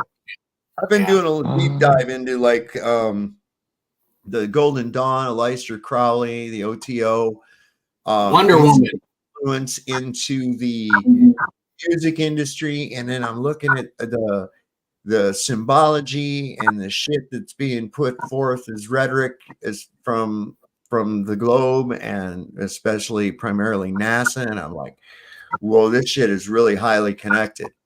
It is really highly connected, even up to and including, I believe, like the ritualistic sex magic. This is why when they show the rockets, a lot of times they show the rocket take off, they'll make the camera so that the rocket will do this, you know, like a thrusting motion. There's always some kind of drawing their tracks around on the moon to look like a dick and balls, you know.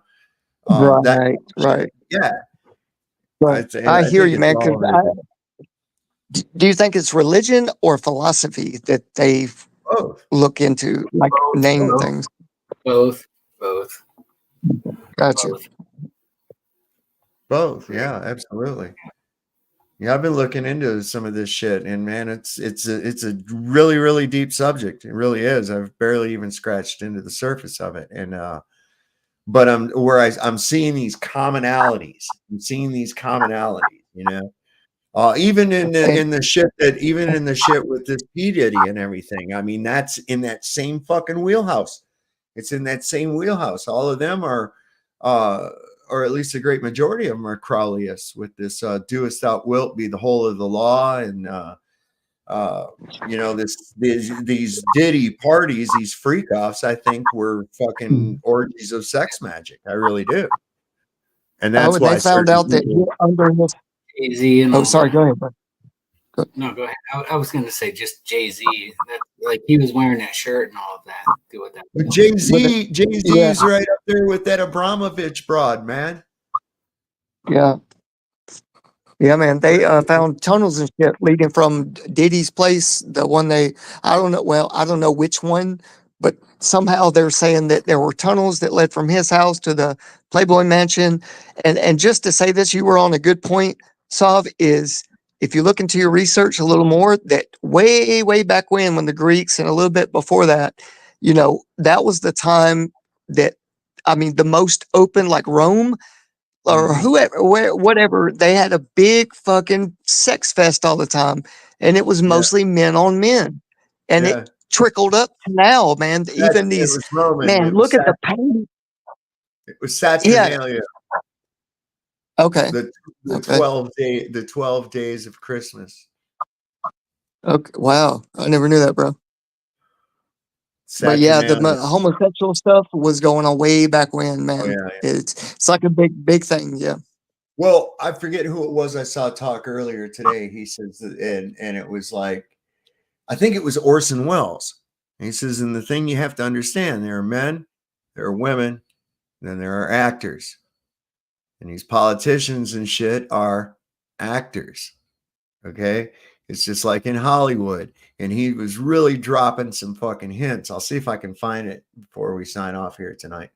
But it was, or at least at the very least, show it on the next show. Anyway, we'll go along with this a little bit more. So just because there's allegedly a lunar laser reflector on the lunar surface doesn't mean that anybody put it there. The Soviets launched unmanned craft in 1970, which had laser reflectors on them as well, made by the French, as it happened. So laser reflectors are not any example of men landing on the lunar surface. I'm sorry about that, but you need to check the records to show that MIT did it 7 years before Apollo and did it successfully. You could bounce a laser off the moon. Not rocket science. Sorry. Okay, that's funny. To quickly respond to that, the first thing you said about Actually, let me respond to that since they actually directed it at me. yeah. So the first thing, if I was mistaken about China, then that's my mistake. As far as the reflectors, how does anything you said disprove that scientists are sending light beams to the reflectors that the astronauts left there? I don't hear where that disproves that in any way. No, what I'm saying is that you don't need a reflector to bounce a laser off the lunar surface. That's all. No, but you get that's my not what that wasn't my point though. The point was that Daryl's not getting the point that you saying that there's a reflector up there. Well, that's just a story, because your proof that the reflector's there is bouncing a laser, which was done before the supposed reflector was ever left there. So you never got hit. Not a point. That's not any proof of anything. That's what he's not understanding. See, he's an expert at reversal. That's what his shit is. I was watching him. I wouldn't say he's an expert at it, but that's his tactic, is reversal. Oops. Reflectors on the moon, and people have been using those specific reflectors to reflect lasers back. Nothing you said has addressed that. So it's similar to if I was to tell you, I went to the store in my car, and you tell me, you know what, you don't have to go to the store in the car because I went in a truck. That doesn't change the fact that I went to the store in my car. So what I want you to do is actually address the fact that astronauts left solar reflectors there. And is that Duffy's goofy ass at the bottom? Those reflectors, so we know they're there. No, they actually left it there. Who is that guy? He looks like Duffy. A laser at the moon is going to go to. No, that's the moderator. That's James. Oh, I see. Coon. Oh, okay. Coon. Wow, that's an interesting name too. Yeah. A certain place, and when you shine it at the reflector, it's going to reflect back differently because, as I said, it's designed in such a way that if you shoot a beam at it, it'll shoot directly back. So the strength of the beam you receive back from a reflector will be different from just off the lunar surface and things like that. So nothing you said has addressed that. But yes, they can do it in other ways, but yes, they just don't get it, do they? With the reflectors that the Apollo astronauts left on the moon. Okay. Now, there's no way they don't get it. What diameter is a laser beam when it reaches the moon? I haven't looked at the actual diameter. It's wider though. Yes, 2 kilometers. So if that laser reflect That's sweet. He knew the size, man. He's done his research, man. is about half a square meter, which it is, which I've seen the pictures of it, the percentage of light being received by that reflector is so tiny that to then be reflected back to Earth, when it would, the laser beam is a diameter of about 20 kilometers, the percentage of light being received on Earth, it takes the best part of 8 hours for a receiver on Earth to receive sufficient light, photons of light from the moon to record any signal at all. It's not like shining a laser at a mirror and getting an immediate reflection back. That's not the way it works. Not on the moon. saying things there, but do you have any evidence for the things that you've just said? Oh, there's plenty of evidence. Could you present that? Because you are just kind of saying things, and No, I can find the evidence. It would just take a little while to find it. I'm just quoting what scientists have confirmed many times, that a laser beam fired from Earth has a diameter the best part of 2 kilometers by the time it reaches the lunar surface. Well, that's also the thing. Because they've done this since World War II, okay, that means they still get receiving back. Now, as Marcus is saying, because it's 2 kilometers wide, that reflector is, you're not going to get even 1% of its reading back. So that reading you're getting back would just be lunar surface anyway. So you are begging the question that they did put lunar reflectors on there in the first instance. You haven't proven it to exist. You're just making a claim and telling us to debunk something that hasn't been validated yet. That's it. Okay, so there's a lot of that is easily debunkable. When you get a signal back from the retroreflectors, it's a lot stronger than you get back just from the surface of the moon. You are correct that it's an extremely small amount that you get returned back.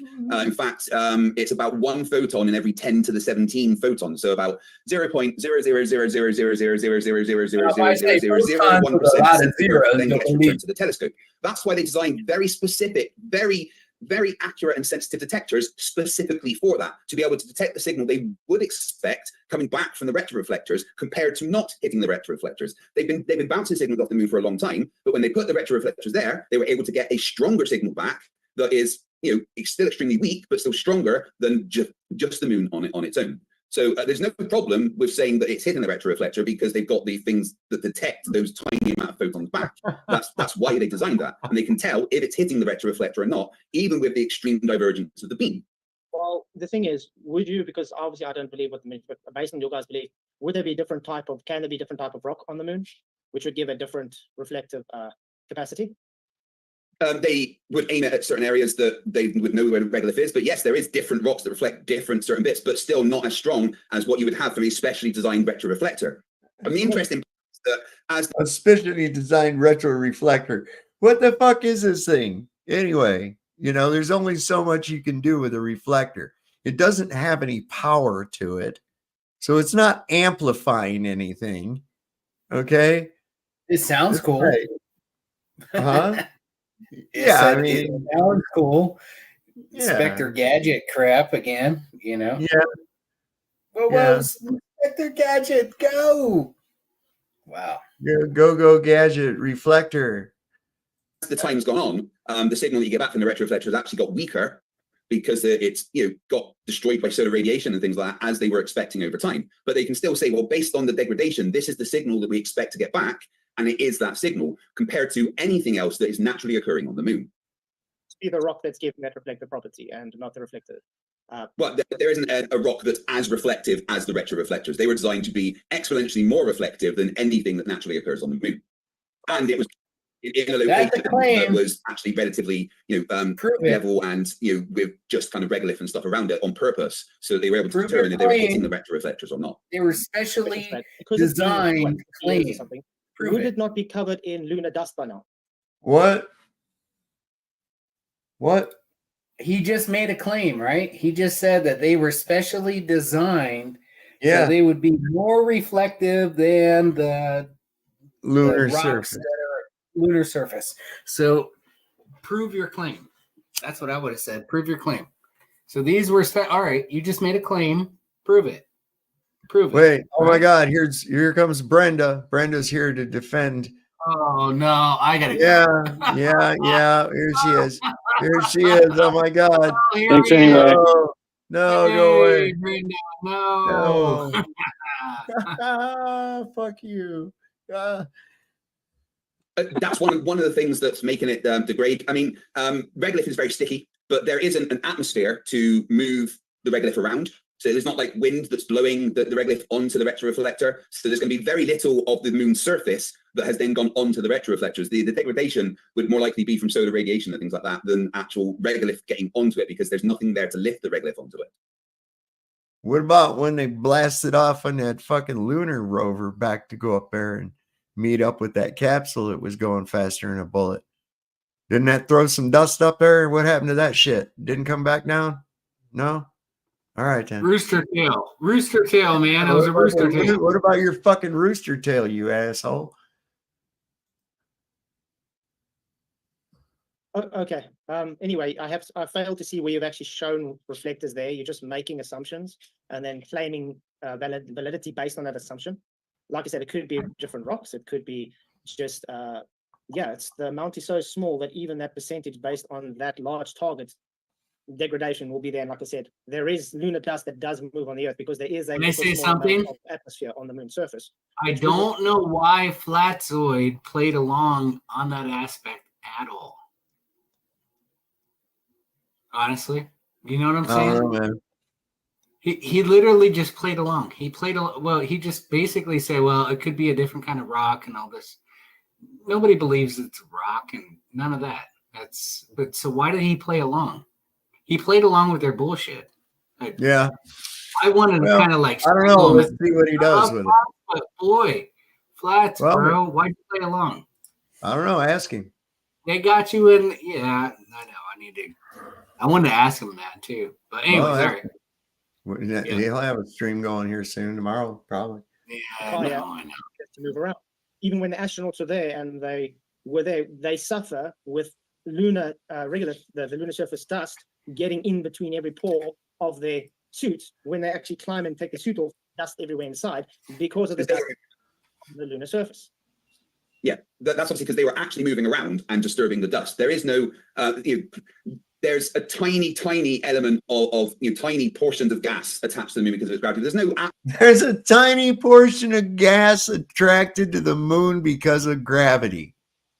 What? Shut the fuck up. Oh, Dave, you got to check the private chat. Somebody posted something in there that says they saw the backside of the moon. Yeah, somebody was talking about that earlier. Dave, let me jump in real quick. Yeah, go ahead. All right, so some fucker, what the hell's his name? Derek Nelson said to me, where the fuck did it go? He's like, don't you know that Marcus Allen is like some great person? I know that. I know I've seen this shit before. All I'm saying is that if you look at this video and you look at him and FTFE, they both have turd dollops. That's all I was saying in the fucking chat, dude. There's no. you have to be reasonable. How dare you? To some extent. No, fuck you. Right. This is retarded. This is ridiculous. It's like I'm not taking sides on this. I'm just saying, like, they were both looking at the camera, like, who? And they both had turd dollops. You got the little dollops on their heads. Yeah. Yep. And he's too pussy. Yeah, I don't know. Anything. Either way, well, Daisy. it's all right. He's got a beef with you about that. That's okay. That's not a Whatever. beef. I don't I just care. wanted to Right? show up. Whatever. Sorry. Atmosphere. There's no wind. There's no weather systems. There is literally nothing that moves around the regolith on the moon apart from it being disturbed by something else. The reason the astronauts got it in their suit was because they were moving around. And then when they took it off, when they got out of the suits in the airlocks, they then got touched by the regolith that was stuck in their suit. But there's no atmosphere. Like, there's literally no wind on the moon, like there is on Mars or on Earth. No, But what about the solar wind? no moving flag. No atmosphere. Because of inertia. That's 1/6. It moved, and there was nothing to stop that wave of energy. Marcus actually presented an interesting thing about that flag before, about the flag being wet. Have you guys ever seen that argument before? Yeah, but how we stick to things that were discussed within the openings, if that's okay, rather than bringing in extra bits. Yeah, don't bring up the wet flag, baby. Don't bring that up. That shit ain't. No. Stick to what was brought up in the beginning argument. Fuck off, Craig. Evidence right now. I'd like to ask a question about before we leave the reflector topic. Flatzo, I heard you give the common flat earth rebuttal of just saying it could be this or it could be that. So let me ask you in general, if a scientist performs an experiment and gets a result, and you say, well, it could be this, do you think that just saying it could be this trumps whatever is done in reality? Like, do you think saying it could be this just means that whatever is done in reality is non-existent anymore? That's begging the question that what we're seeing is reality. Okay? He's already going under the assumption that what we're seeing is reality. Okay? we don't know what we're seeing as reality. In fact, the most evidence points to the fact that it's not. So see, this is a cleverly crafted way of asking this, but you're already going by that presupposition. So Daryl, I want to know a question, bro. I got a 17-inch turd that I just let out in the toilet there, and I need to know the exact amount that I need to wipe with. Right. Now, I'm not even asking if my toilet paper is going to fold or not. You just let me know how many pieces of toilet paper I'm going to need, because I need the exact. That's also going to depend on the viscosity factor of the fecal matter. So is it public toilet or is it a septic? I mean, let me know. Come on, Daryl. Yeah. Let me know. I think it's 1 ply per inch. Like that's normal. 1 ply per inch. Yeah. There you go. Okay. One ply per inch. There it was. You guys got it right. One square. One ply is 1 square, right? So one square per inch of my butthole. Well, wait a second. Is 1 square of 2 ply actually 2 squares? I mean, it might take that much if you have diarrhea. Yeah. I'm just trying to put out the stupidity of his questions. It makes no sense. There's no reason to ask it. That's the reason I'm actually bringing this up. There's no reason to even bring it up. These are the dumbest questions ever, and it would prove nothing upon nothing upon nothing. That's it. So, all right. Well, let's see how Flatslide responds to this. Yeah, again. The hypothesis for the experiment, and then we'll look at it that way to see if it is anyway scientific. I've already said it. Scientists have sent lasers to the moon and got reflections back. So the problem, mostly thing you guys have is pseudoscience, and you're trying to claim it as science. Now, when you're claiming reflectors, that's just a claim. You haven't backed that claim up with anything other than circular reasoning. That's not scientific. Science is not based on circular reasoning. It's based on cause and effect. Let's back up. What I'm saying is, I've seen scientists demonstrate sending a laser to the moon and getting a signal back and showing the signal on their equipment that matches, because they don't just send like random signals. They send signals that have a certain cadence to it, so that when they receive it back, they know it's their signal, right? And they know what the reflector is doing. They know the strength is going to be. So what I'm asking you is, given that scientists have done this thing and shown their results, do you think just saying it could be a reflective rock, do you think that just wipes away anything? Yes, because the thing is, first of all, it's not science. So it doesn't matter if a scientist did it. Janitor can do it and get the same results. The point is, it's more plausible that it's a type of rock that gives reflective surfaces than it is for a reflector that goes there. Remember, you guys haven't even shown it true that they have been on the moon to put those reflectors down. You're just making a claim and expecting people to adapt to that claim because of it. Did you see Daryl's face when he said, first off, that's not science, which is true.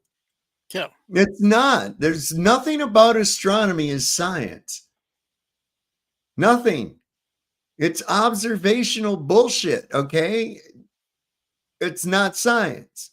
Why not subject it to be open to second opinions before they? Well, I mean, looking at the sky and then making up a story about what you see is not science. I'm sorry, it's not. Just because somebody says I'm a scientist and I looked at the sky and this is what it's doing, doesn't mean that he did any science. It means he looked at the sky, he saw something happen, he goes, this is what I think is fucking happening. How did you test it? Well, we didn't. We just looked at it. If I wipe my butt and it took me 12 pieces of toilet paper, and I observed that it did that, will it prove that I had a 18-inch turd? Why are we talking about giant shits again, man? Yeah, stop talking about turds, dude. Hey, man, because this is literally how stupid shit that this, he is bringing up. That's the point. It's the dumbest crap. It's an observation. It proves nothing. If you go and take a dump, who cares how many wipes it took you to do it? Like, wipe your butt. That's an observation. All right. Well, I was just going to say, we can kind of not be so fixated on bowel movements. We can use other examples. shit. Yeah, you know? On my other screen, I am working on a LiDAR project, and I'm trying to line up stuff so that it makes alignment to roads and property lines. I'm going to take this and I'm going to say to someone else, can you please look at this and make sure that I didn't screw it up? It has nothing to do with the turd. But I'm just saying that, like, what I'm doing now, I'm going to have someone else verify it tomorrow. Right. Okay. Well, all right then. Hey, do y'all notice too, man, how people will say, you ask them a question, they're like, well, science says, well, scientists say, it's like, brother, what scientist? Can you name somebody? Like, no, they're making us, trying to make us think as if what they're saying is valid and true. It's like, man, they will shove it down your throat. Crazy. 4 out of 5 dentists recommend Dentyne. Which ones? You know, what the fuck? Who's the 5th one that didn't agree? That's what I want to know. And why?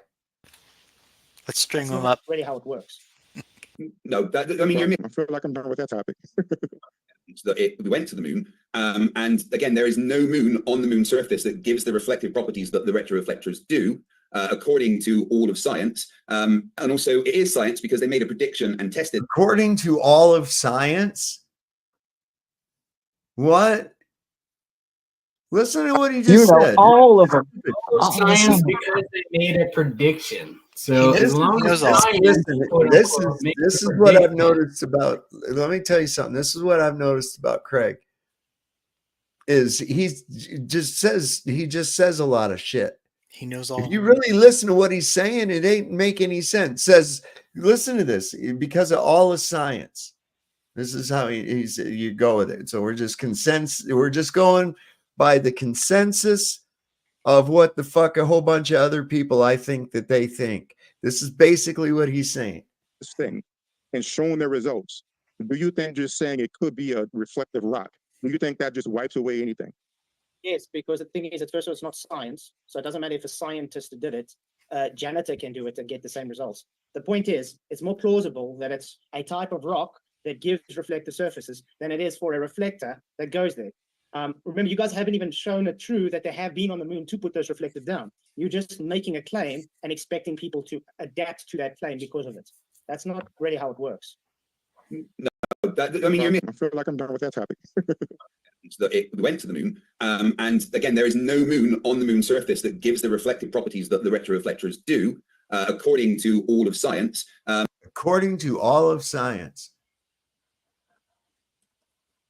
What the fuck are you talking about? Properties that the retroreflectors do, according to all of science. Like that's some kind of a qualifier. All of science. All of science. 4 out of 5 doctors agree. What the fuck does that mean? Experts have found. Top scientist says. You know, have you been to the guy? This Daryl. What? Have you been to this Daryl's website? No. He has an associate's degree in science. Well, that's good for him.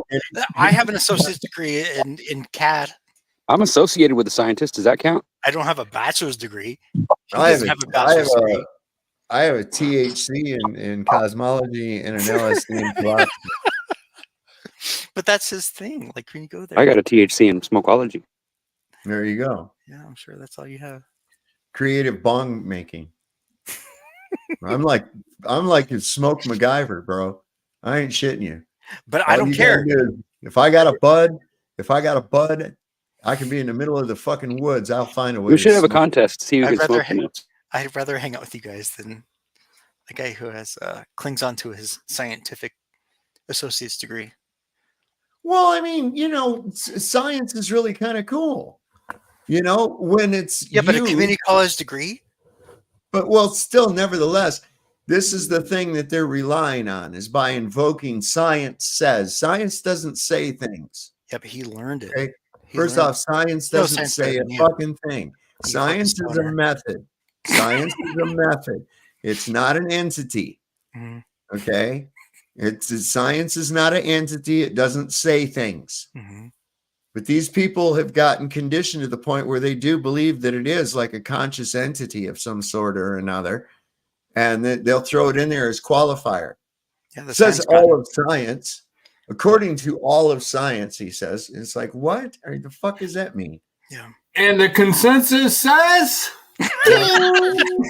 So he likes to throw in, he throws in fillers like all of science, according to all of science, as predicted, what we would predict. You know, these are just filler bullshit that don't mean anything. Because if you ask me, well, what were the predictions? Do you have them? Can we see them where they were written down, where they match what, seen? Mm-hmm. Right? Can you show them to be predictions and not post-dictions? Yeah. No, you can't. So, why don't you quit using up all the fucking air, Craig? Jesus. And also, it is science because they made a prediction and tested that prediction, which is literally the foundation of science. You just denying that things happen and saying it's more plausible than this does not dismiss the things that were done. It's literally just denial on your part. The claims of retroreflectors are commonly known, and there's plenty of evidence to show. There's videos and pictures of the astronauts putting them down, which I know you guys would just say was fake. But there's videos and pictures of the astronauts putting them down, and that's verification that they were put on the moon. Listen, I saw one time James Bond running across the moon. We've seen pictures and video of Superman flying around New York City. So therefore, Superman is really flying around New York City. I mean, for crying out loud, Craig. All right. Science is the final frontier. This is Greg saying. No, not Yeah, Craig. man. Come on, Craig. Do gooder, man. I'll do gooder. So, do you remember Celebrity Deathmatch on MTV in the early 90s? Yeah. I would love Craig to be on there. That would be fucking amazing. Well, we'll I have think to he'd see. be How better. We don't want to make his head big. We don't want to make him feel as if he's important, though, or that important. Yeah. No, that's why I hate to already even give does. him any. I almost halfway. I hate to even give him any fucking airtime and shit. But that'd be great. every so often, you got to go in there and just show him the lunacy of the fucking globe people, where their minds are at, how they don't even understand what the fuck they're even talking about. I mean, it's like it says so all of science, and what the fuck? How does science say anything? And what do you mean all of science? There's just portions of science that don't. What? Hey, and people, watch out, because this is what happens to your mind if you get vaxxed so many times. Yeah. Well, Craig's definitely got a fucking mental disorder. That's for real. He definitely got one. I'll tell you another one who's just not only a mental fucking case, but just a straight up piece of shit. And that's Toon. That dude is a fucking straight up piece of shit. Saying that this guy said that his wife, because of the flat earth, his wife was using it against him for custody of the kids and shit. And Toon says, good, you deserve to lose your kids. And it's like because he believes in biblical cosmology, he should lose his kids. You piece of shit. Really? What a fucking creep. I think Will Duffy will be there in about a year, man. Jesus. Yeah. Did you hear me? Yeah. What's Will that? Duffy in about a year. Did you hear me? He'll be there in a year. What do you mean he'll be there? Yeah, in a year? he'll be right up there in about a year. He'll be like these guys, just. No, he won't. He's not got the brains at all. I don't know, man. No. Look, he's a con man. Yeah, he is. He's a complete con man. His whole He's gonna thing be is like Trump 2.0, man. He's gonna be like, my ear got shot off, and I'm good.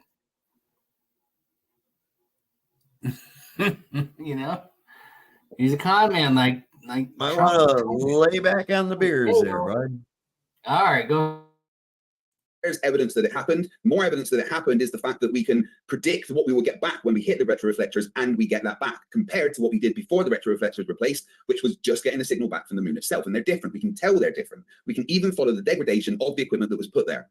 Right. Now, does it absolutely 100% prove that people went there and put it on the moon? Well, apart from the videos and pictures, I guess not. It could have been robotic drones that went and put a retroreflector on the moon. But the question of whether there is a retroreflector or not on the moon is a fact. according to the testing of predictions of what would happen if you fired a laser at it and got it back. But, you know, There he is with the predictions. Here's one, you fucking turd-headed bitch. How about you get one of these super duper fucking telescopes and zoom in on that motherfucker and let's see a picture of it. Huh? Huh? It should be easy to find. You're shooting fucking lasers at it all the time, right? Oh my god! I've jumped on your show before, and I've read the National Geographic from like 1962 or 63. Oh, the one with titties in it. Yeah, and they said that before anything was planted on the moon, they fucking shot shit at the moon, lasers at the moon, and caught reflection from the moon. They exploded. God, calm down, dude. I know, right? What is with the fucking people tonight, man? This is like, do you remember Richard Bay from the 90s? He would always have like No. stupid sound bites and stuff. That's what it reminds me of.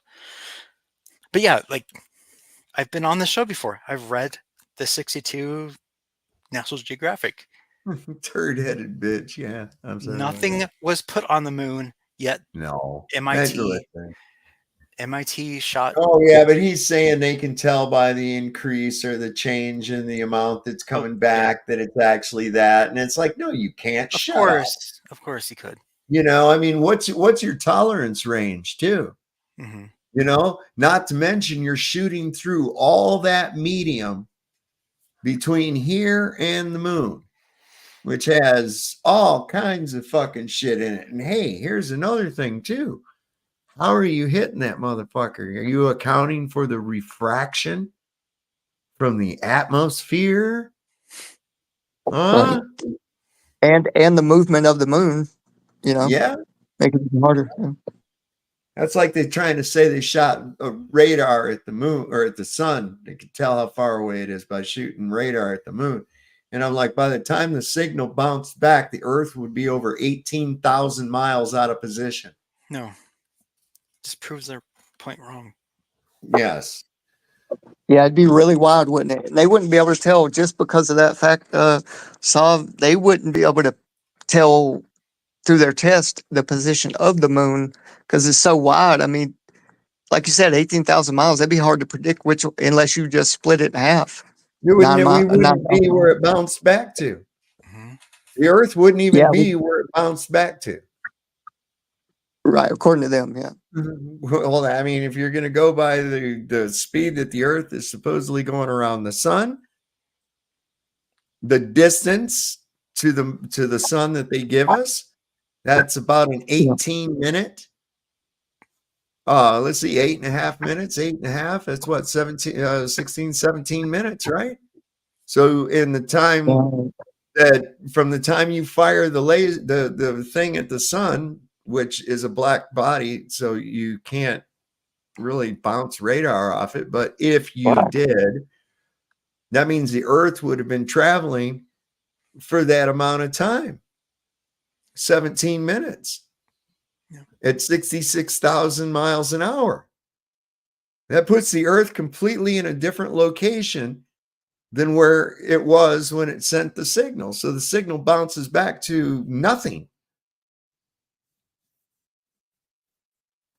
Yeah, good point. And I don't understand how, if it's traveling behind the sun or if it's relative, like they say, we wouldn't be able to tell if we're going left, right, sideways, backwards, forward, because it's all relative. Like the sun moves ahead of us, or does it push us like through some kind of means? No, it's just the whole thing. The Earth just doesn't fucking move. That's all. It's just all there is to it.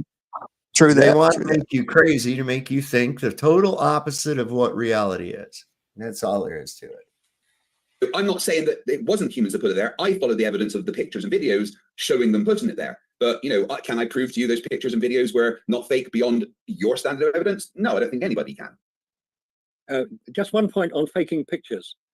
You showed the Apollo 16 Grand Prix and presented that as conclusive evidence for man being on the lunar surface. Well, actually, I presented the analysis of that video as the evidence. Okay, now, do you know for certain that that was a real life-sized lunar rover driven by a named Apollo astronaut? Do you know for certain? According to all the evidence, it shows that it does. Was I there watching them do it myself? No. But you are now creating an impossible standard of evidence. According to what evidence? You watching a film of a dune buggy. That's not evidence, Craig. That no one should be expected to follow. The evidence presented following the analysis of the particles shows that it was done in an, even if it was smaller than we're saying, then those particles still followed a trajectory where there was no atmosphere and where gravity was of what we expect on the moon rather than Earth. You just saying, can I personally prove that astronauts actually did it and it wasn't just a miniature buggy, is just denialism that really doesn't need to be engaged with. It does, because if you examine... No, shut up. Wait a minute. Wait a minute. Tell me to shut up. Well, okay. Please let me speak. Okay, but if you examine the film of that buggy, the lunar rover and the astronaut in it, you will see that he is not moving his arm. It does not move. He keeps it at one level the whole time. It's not on the controller, which is in the center. That arm, it doesn't even bounce when he goes over a big hole. So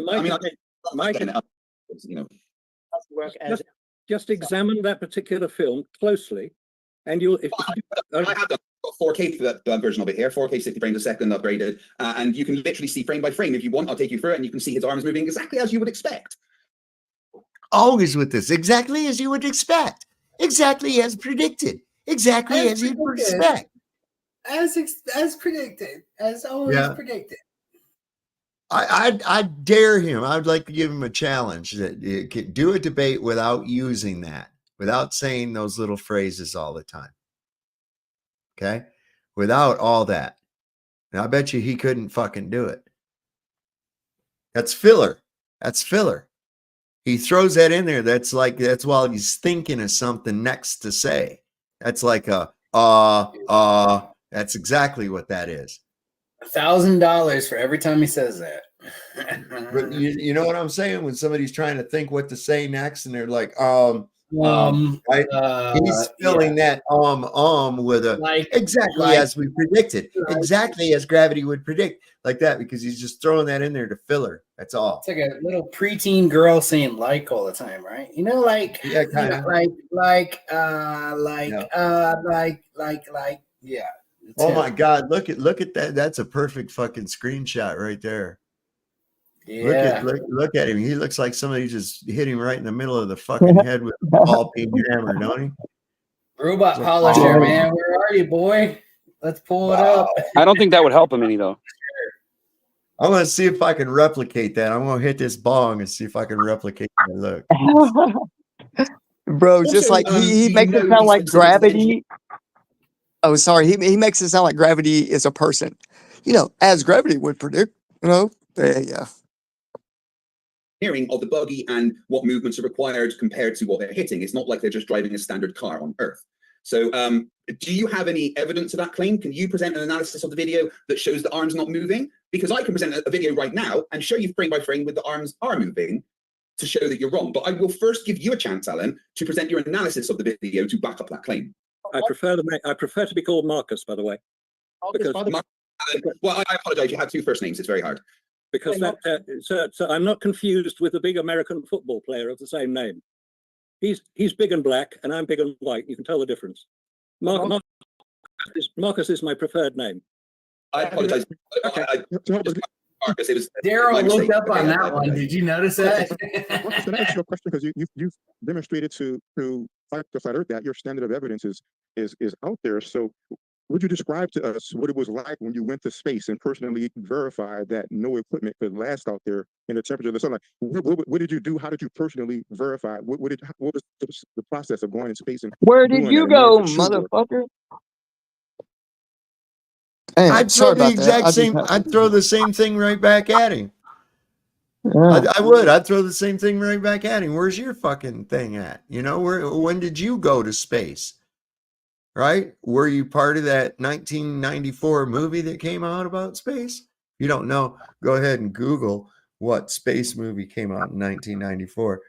You'll be quite surprised. Anyway. No, come on, bitch. Personally, that material can't last out there with a human in it.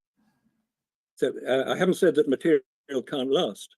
I'm saying that humans have a real problem lasting in space, not equipment. Yeah, exactly. Yes. So, exactly. So, Father, that's what I was speaking. So, how did you personally? So you must have personally went out in space and in equipment and known that humans couldn't last out there. Would you describe what was the process? How did you personally verify and know yourself that humans can't do that? How did you know that for sure? Would you go? So let's hear that. All right. You've heard of Mount Everest, obviously, the highest mountain allegedly on planet Earth. Yes. 29,000 and a few feet. Humans cannot survive on the top of Mount Everest without protection. Above 26,000 feet, it's called the death zone for obvious reasons. People die. Then that's less than 5 miles above sea level. So if humans at that level, 5 miles above the lunar surface, need protection to survive, not from the lack of oxygen, but from the reduced pressure forcing the oxygen into the lungs, it's a reasonable. This is what I'm noticing. Say again? This is what I'm noticing. You said that's reasonable. This is what I'm noticing. Fight the Flat Earth presented a video showing that given our understanding, we can calculate how fast things fall in the gravitational field. We can look at the particles and see that they're falling in such a way that there's no atmosphere, that the gravity is lighter. You say, wait a minute. He interrupted him answering his first question and went to a completely different question. What the fuck is that? Moderator? yeah, that's not enough. Can you be absolutely sure? But yet, you just gave us similar evidence. You didn't tell me you went into outer space in a capsule and you died. You said, okay, I'm going to give you something relevant that's related. You can't survive on the top of a mountain. Hey, Fletcher, how you doing, can't buddy? survive in space. That's reasonable. That's what you just told me. So that tells me that your reasoning is either flawed or dishonest. That you would present the Flat Earth with a standard of evidence that you're not holding yourself to. If he needs to know for certain that there's a named astronaut in that rover, it is not enough for him to calculate the fall of gravity and to see that there's no air there. It's not enough for you to just talk about Mount Everest. That's not space. So what is it going to be? Are you going to hold yourself? You just asked him. He said that humans have a hard time existing in space. And you said, can you prove that? And in the middle of him proving that, this dumbass comes in with another thing about back to the fucking lunar rover again. See, this guy should be barred from being able to debate. Yeah. Hey, and also, if you think about it, the top of Mount Everest, he's bringing that up for a very specific reason, and it's a very intelligent answer because the moon is 10 times higher than that.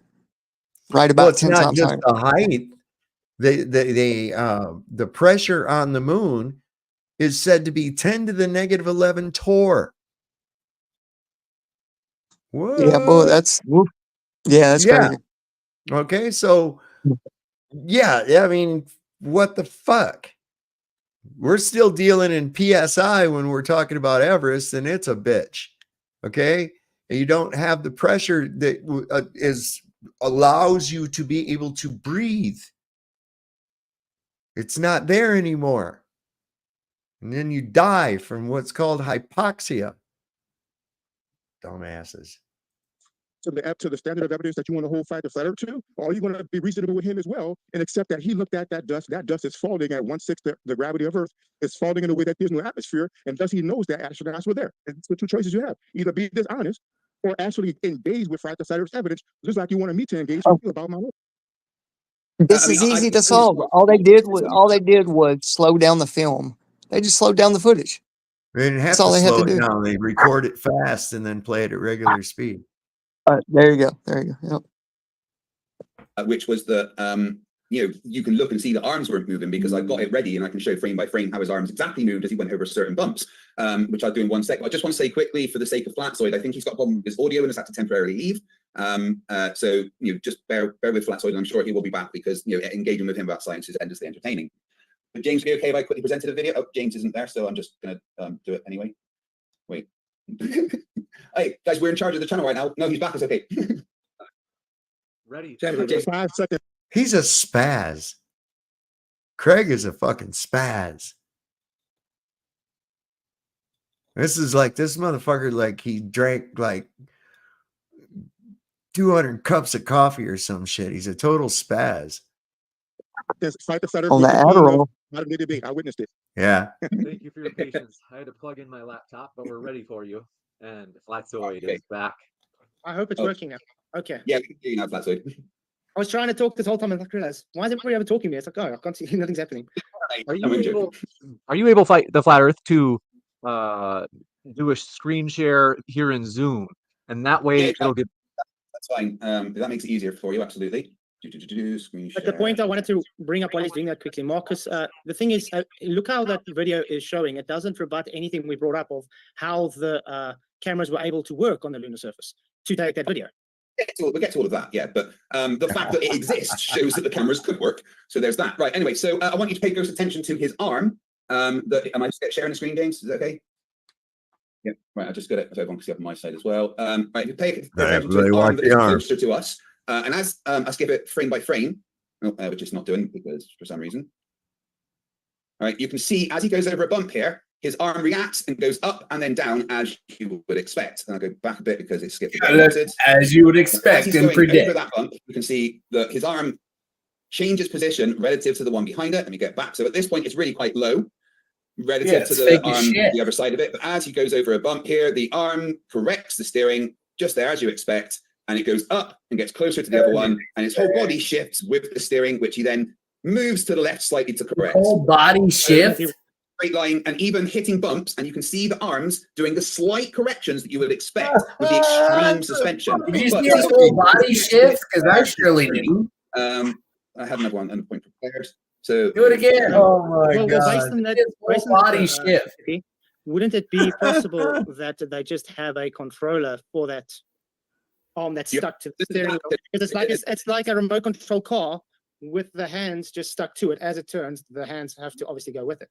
Isn't that possible? Whole body shit. Anything is possible, but you have Yes, evidence. because the point is you haven't shown how the cameras can work on the lunar surface to take this footage in the first place. We can show you that technology was existent in those years, and thus this could just be a miniature scale model, as Marcus said. How much that you could see his glove, especially in this ring. I'm just trying to debunk Marcus here. Especially here, as he goes over these bumps, you can see his gloves reflecting, and you can see how much he corrects the steering with his arms there, and they change position. So the claim of he doesn't move his arms is incorrect. He does. It's very little, but that's because there's suspension there designed to make the steering a lot easier. Oh my God! Now it's specially designed steering too. Holy fucking God, Craig! Everything's specially designed. It was a goddamn Jeep chassis, for crying out loud, with a lawn chair stuck on it. What the fuck? And an umbrella. All right. Like it was going to rain on the moon. He brought an umbrella. That little dumb shit thing you saw right there was a miniature, bro. That was a fucking miniature little remote controlled dune buggies. What you're looking at right there. That wasn't even real. These people will believe anything. Daryl Barry, is that his last name? I don't see what you're claiming there. Is it closer? You light movements of the arms. I showed a bit on a very, when he's not even turning around a corner, he's just going over bumps, and you can see his arms correcting like this. I showed it frame. See, I showed 4K resolution of a grainy fucking video. What a dickwad. And yes, that's what I'm saying. This can be debunked by knowing it could be a remote control car with an action figure stuck to the wheel, and it gives little recruits as it's moving. That's just normal. The technology for remote control cars were existent those days. Okay, but this is still in an atmosphere that has no environment and is low gravity. But we can get into the film evidence. Does density change the behavior of that dust? If there's no air, there's no density of the air, then yes, it would change the behavior of it because it would cause less resistance. So how do you know the density of the claimed dust on the moon? Oh, but with the analysis. Yeah, but that is making, again, an assumption what the density of the regolith would be, would it not? So it's already a biased analysis. It's not a bias. It matches the predictions of what we say should happen on the moon. There's Based on assuming what the density of regolith is. Well, yes, you have to assume that's part of science, but we've actually been there and tested the density of the regolith, but you just deny that. So it's a certain bit of reason. Wait. I'm going to say this again. Again, you haven't proven they've been there. Everything you're fighting for is already saying they've been there. So prove that before making a claim they've been there, please. was in the middle of saying something. No, what you're doing is saying every bit of evidence we give, you don't believe because reasons. But every bit of evidence we give is evidence we've been there. And all you're doing is going, well, I don't think the cameras could work because you don't understand how the cameras worked. The analysis of this footage shows that it was in a position that was no atmosphere and in low gravity, right? It doesn't show anything of the sort. Not even of the sort. And yes, Barbara, that is exactly who that is. It's pronounced Craig. That's what he always wants you to know. It's Craig. So you got to say it, but say Craig, but only say it kind of gay. And then you got it. Brother, did you notice he was answering every question again with it's science? It's just science. Yeah, we made all these hypotheses and guesses, and it worked out in what science would predict. And then he said, "What is after that?" Damn, he said, "Oh, you don't even know how cameras work." And he said because I'm saying, making assumptions and stuff. And then the guy said, he doesn't know because. Or he dismisses their evidence because reasons. It's like, bro, what are those? Are you even listening? I mean, name the reasons. Yeah. That is fact, right? But we can get cameras worked. That's absolutely I want to fine. get it back to Marcus, but before we do that, I just want to make a logical statement here. What's more logical? You claiming things that violate how the camera would work in a vacuum with the film and everything is just magically working against logical deduction that they could have done this miniature in a studio with the correct density dirt and fooled you all. No, because it still shows gravity that happens on Earth and with no resistance at any of the dirt. But you not understanding how cameras work on the moon is something we can get into. That's absolutely fine. Now I've got my research in front of me here. The basic answer is that they were shielded. It's simple. How did they get through the Van Allen belts? Well, number one, they took very little time going through the Van Allen belts. They, on purpose, chose the path that took the least time through the Van Allen belts and went through the weakest part. And they were inside a spaceship that was lined against the protection with the film inside something which was also with protection. So very limited exposure, no problem. They were designed and made sure, thanks to that protection, that they could get through. They didn't spend hours and hours and days in the Van Allen belts in the extremely strong parts. They spent a little time in it in the weak parts. And then on the moon, simple. They were shielded. They were in contained things that kept they never exposed the film to the vacuum of space or to the radiation. It was on his chest. It was on his chest, not in a contained thing. It was on his chest. Yeah, but the actual camera was designed for it to be contained. The whole camera system was contained. Do you know how to change film on a film camera? It wasn't a normal, it was box standard. Wait. Do you know how to change film on a film camera, FTP? Can I finish speaking before? Listen, this guy's trying to make like they got some kind of special sci-fi fucking cameras and shit. Right? 1969. They got these special fucking cameras. Completely protected. What are they lined with lead? Keep the radiation. Yeah, I was about to say that. What the fuck? Yeah, are they radiation proof? Right. Right. And didn't you notice the guy said he claimed that they studied it for days and days and hours when that day would be suitable for the weakest part of the Van Allen belts. Okay, buddy. Good story. He just makes shit up. Before you interrupt, that's my one.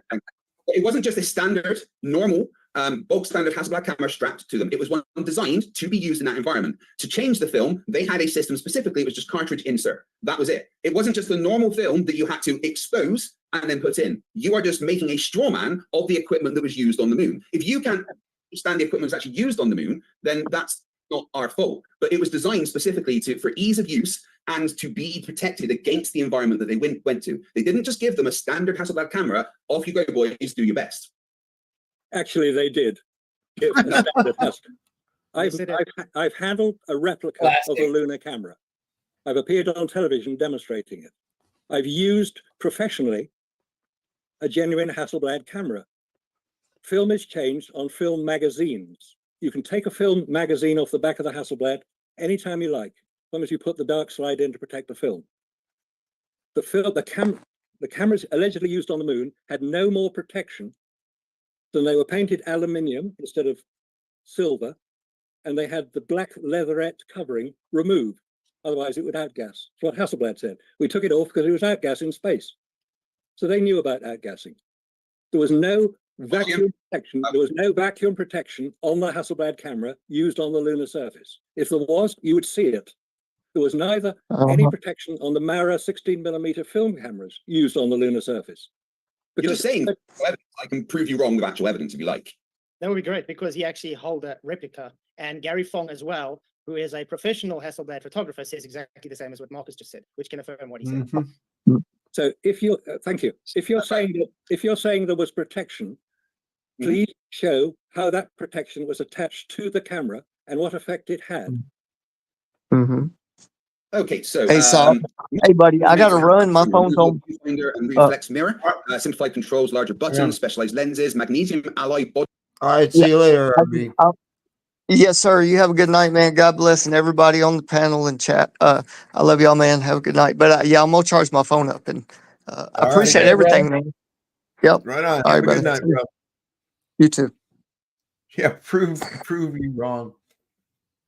Body, magnesium alloy body and thermal insulation, special films, changing a film on the moon. Film magazine, instead of changing rolls of film, the cameras used preloaded magazines. These magazines were designed for quick attachment and detachment. They snapped onto the camera body securely, ensuring no light exposure or damage. The film magazines held up to 200 frames per roll, allowing astronauts to take many shots before needing to swap magazines. The high capacity minimized the number of times they needed to change film on the lunar surface. The film magazines were designed to be light, tight, and resistant to vacuum exposure when astronauts needed to change film. They detached the used magazine and put it in a specialized container to protect it from radiation, dust, and temperature fluctuations. The new magazine was then attached to the quickly. So they took it out in the radiation and then they put it into a box. Okay. On and then fold a straightforward clip-in system where the magazine would click into place, ensuring it was securely and properly aligned. So you're wrong. But I want to ask you, so when they clip that off, is it exposed? No. Yeah, of course it is. This is how full cameras work. It's exposed. That plate is exposed. Even here on Earth, you know how sensitive that plate is. This is what we need to do, guys. Radiation will We need to definitely process ruin everything real film. fast Because, okay, like the fighter is reading what the manufacturers, science, and so forth are saying happen. You're saying that's not enough to work. So please give us your calculations, specifications, the amount of radiation, and let us know what the actual. Who's this guy? I'm telling you, if you've ever worked with a film camera, you would understand. No. I want you to don't tell us I'm why are you ever talking to me? Give us So the as actual soon as data. this isn't hypothetical. This is how film cameras work. They have a. No. a I'm plate. talking about You that have specific to- you camera. have- We're talking you about have that to- specific Gentlemen, camera, just so not there's in not too general. much over talking, let's Flatsoid, if you want to finish, we'll give you 30 seconds and then we'll kick it right back to you to Daryl. Sure. Thank you very much. Yes, how a film camera works, it's got a backplate. You have to remove it, just like you said with the cartridge, you have to remove. It will be exposed. Okay, even here on Earth, that it's very sensitive to dust and anything. So as soon as it's removed, it's exposed, and then they have to clip in that cartridge here. And that cartridge also has to be open and exposed to fit against the other open exposed film for it to work. This is impossible if it's in a vacuum with a lot of fine dust particles. That's all I'm saying. Let's go back to Daryl for 30 seconds. 60 seconds. maybe. So please let us know the amount of radiation that was coming from the sun, the type of radiation, how it would have penetrated that material, and so forth. Please give us those details for that specific camera. Ad hom. Oh my god. Here it goes, because I think Marcus is be able to tell him this. Like the fighter mentioned with those specifications. But just before that, I can quickly respond to the claim that Flatsoy said about it I changing. want to let him finish. Please let him give us that evidence. Go ahead and give us the specific evidence for that camera. Let's go ahead, Flatsoid. We'll give you a chance to respond. So okay, yeah. So just quickly, before we get. Hold on, wait. I think Daryl, do I understand right? You were asking, you wanted an answer. So on it's supposed to be Flatsoid report. giving us the specific evidence for the radiation, the impact that it would have had on that specific camera in that specific time frame. How long was it not connected, and so forth. So let's see that, Flatsoid. You're in the hot Okay, seat, first of all, Flatsoid. Go ahead. Yeah. First of all, I didn't say anything about radiation now. I was talking about dust particles and the vacuum. But based on radiation, we have actual demonstrations where Marcus has done taking that film that NASA used and stuck it in a vacuum, and they put radiation onto it, which gave the effects which we claim. So you're not understanding that the film would have outgassing because of the vacuum, and the plate would be contaminated by the fine dust, and the radiation based just from the sun alone and its temperatures would actually cook it that you wouldn't be able to see what you're seeing. It's not my problem. It's just your incredulity to understand how film works. Sorry. Let's try this again. Fighter fighter read the specific specifications. He read the specific changes that were made to the cameras and what they were made to do. You're saying that's not enough. So give us the amount of dust that would have went in that amount of time. How much Oh time my was God. disconnected? You even made a little separation disconnect. I would have just said 5. So if it's separated for a second and put in for a second, how many granules of dust? How much dust can the material withstand, since it was obviously made to withstand that? Give us those details and show us that what it would have impacted is over its tolerance level. Let's see that. Okay, moving the goalpost is going to work, but even 1 grain of dust would impact the film. 1 second, see those split second calculations. of exposure to a vacuum would affect the film. 1 split second of the radiation would affect the film. And they take. Okay, And so have let's you see ever those seen an calculations. astronaut? Let's see that Have you ever evidence that seen would an have ruined it. astronaut? Have you ever seen an astronaut try and hold a hammer before? As though he would understand them if he saw them. Mhm. You understand?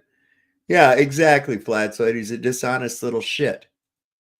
He's the little he's you know, when you're taking a shit and you think you're all done and there's that one last little one, he followed Craig out the butthole. That's where this steroid guy came from. Hey, I didn't bring it up Are you this telling me time. they take a cartridge like this on his chest with ease and just quickly putting it back? I can tell you it's probably taking longer than 10 seconds to try and get that cartridge on with those gloves that they can't even bend their fingers. There's a reason why they had to do adjustments and modifications on the lens, because they couldn't press buttons. Yeah, that's your flat. So the answer is you don't know. That's what the answer is. All this dancing around is avoiding the fact you don't know. You don't have the answers. So what's going on is Fight the Flat Earth gave details, and you're just Because you don't have a fucking calculation. Do you have a calculation of what it would be, Daryl? Where's your calculations of it? Let's compare notes. That's all he's got. That's all he's got. giving these generalities about general cameras and how it must be. You don't know, you don't have it. So I think we should move on to another topic. Yeah. Quickly, if I can just respond. Let's move on to something quickly before I get crushed anymore on Let's this. switch before somebody figures me out. Yeah. Listen, Marcus is a good guy. I think he'll come to the idea. Maybe not. I don't know. But he's got the logical mind, so I don't see it being a far leap for him to be able to take. On with actual specifics from Hasselblad, they designed something specific called the light tight film magazine system. The film magazine system used on the cameras were completely light tight and vacuum sealed. This meant the film was always enclosed in a protective environment, even when detached from the camera body. When the astronauts removed or attached the film magazine, it remained sealed, preventing any exposure to light, vacuum, or temperature extremes. It had a quick release mechanism, which they say Hold up, allowed wait a astronauts to second. swiftly. Hold up a second. You mean to tell me this shit was sealed? Which means it was sealed on Earth, and it means that there's about 14 or so pounds per square inch of pressure inside of this film canister. And then you're going to expose it to a 10 to the negative 11 torr of the moon. No. Pop. Remove and attach magazines without any risk of exposure. The magazines were designed to clip on securely, ensuring they remain sealed throughout the process. So again, a normal camera, you're going to be right, but they did not take a normal camera. They took a camera designed for the environment and for the bulky equipment that the astronauts were using. All you're doing is saying, well, we don't believe it happened because of how cameras work, ignoring the camera they designed to work in that condition. Okay, they did design the camera to work in those conditions. Thank you. Hang on. Your description of what Hasselblad did is basically pretty accurate. They took away the viewfinder, note that, so they couldn't use a viewfinder. They took away the mirror, so they didn't use that. Yep, So they did replace the shutter button, the aperture ring, and the focus ring with little levers so that somebody in a spacesuit with big gloves, very inflexible gloves. Now think about that. That's exactly right, Flat. So it's sealed up. Then how does the film ever get exposed to the fucking? What the fuck, Craig? You just make up shit, bro. Wow. Could just push them. Yeah, they did all that. But the point that was being made, I think, was to do with how do you change a film on the moon? And it explained, I know you did, and I explained it as well. I used a Hasselblad camera. I know what they can and cannot do. You put a little dark slide in, which prevents the film inside the magazine from being exposed. You then push a little lever, the magazine is taken off, and you can put it away, and you put another one on, same process in reverse. The point I think has been overlooked, and I know that Daryl has mentioned it, to do with a vacuum on the moon. Now, what is the vacuum on the moon? Is it a hard vacuum? Can we recreate it here on Earth? Is it similar to the International Space Station? Is the vacuum on the moon many thousands of times greater or harder, I think is the correct expression, than at the International Space Station, and certainly harder than at the Kármán line, which is named after Theodore von Kármán, who worked at NASA and wanted to identify where space began. The Kármán line is only 60 miles above the Earth's surface, not very far away. The International Space Station, the vacuum level is harder. There's less pressure. On the moon, there's even less pressure because there's nothing to press with. There's no atmosphere, as we've discovered, we discussed. Okay, so pressure is at the Kármán line is 10 to the -3 torr. Okay, which is about 0.00002 psi. And it's considered a low vacuum. Okay, where you're at in torr measurement, 14.7 psi is 760 torr. Okay, so you're talking about going 10 to the our range is supposed to be from 760 torr to 10 to the -3 torr. So if that gives you any idea, and the Kármán line is supposed to be at 62 miles, and that's what they consider to be the boundary with space. But they've recently been changing that, so we'll see. We'll see. You get into deep space and you've got nothing there at all. So you've got a very, very hard vacuum. Us delicate little creatures, we're not designed for those conditions. Correct. That's why they use spacesuit. We have. Oh, and also gloves in a pressurized atmosphere like that. You try to fucking move your fingers, you're all done.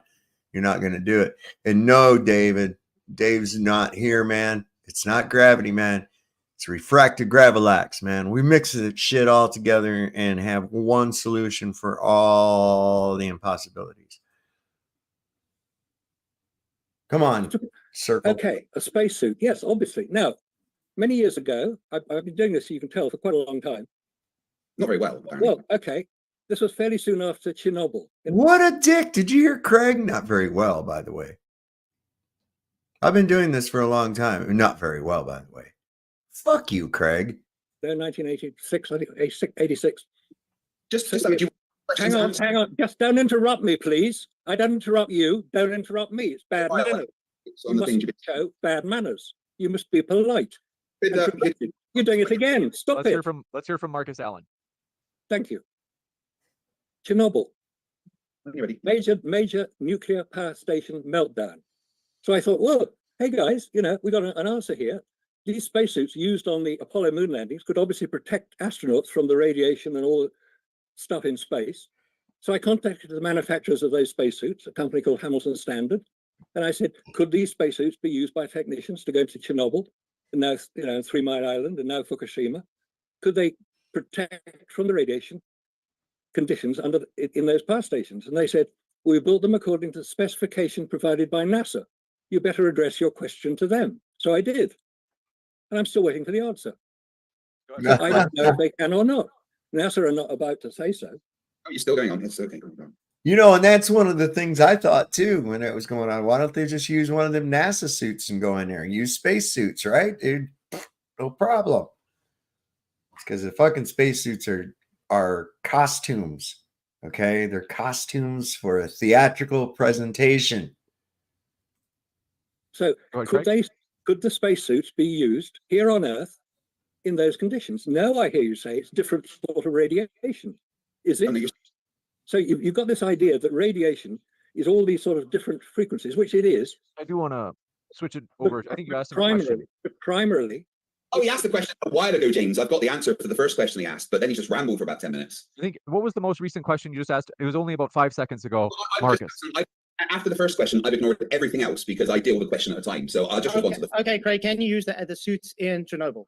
That wasn't the first question. I've ignored everything he said after the first question.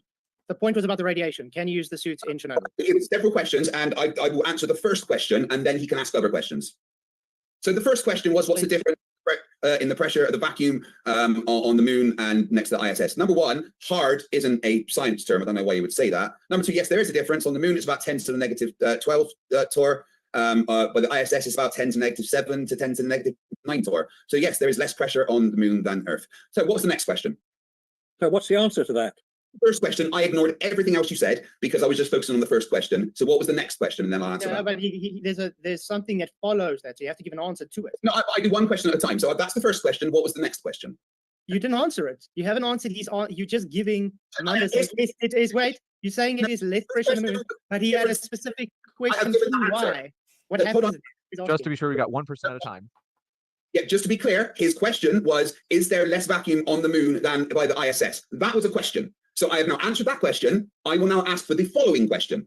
Mr. Allen, what was your next question? How do you protect astronauts in that level of vacuum? With a spacesuit. Okay, I've answered that because nobody will provide the answer. Don't forget, one of the things that was prominent on the Apollo 11 original landing, there were 6 following that, was that they had to keep the weight down. Guess what they did? They counted every stitch on those spacesuits, so they knew their weight. Hang on, stitch on a spacesuit. How do you ensure that pressure is maintained through a stitch, let alone a zipper? The zipper is the killer. Are you aware that the scuba suits exist that stop pressure in and out and stuff as well? It's scuba suits work on incoming pressure. That's different. That's pressure going outwards. Do you know what pressure would be on the surface area inside of that suit, of that spacesuit? I think there's maybe a little bit of feedback. Maybe that's what I'm hearing, but I can't tell if it's feedback or if it's someone else trying to speak. I'll give you a chance to Craig. See, at this point in time, Craig is starting to lose his shit. See, he can't maintain. He just can't maintain. It was multiple layers of insulation with multiple types of stitching that were designed specifically to keep pressure in. Just saying, I don't believe stitching could do it without looking or presenting the specification. Let's examine what's involved with stitching. Say stitching, he says zippers.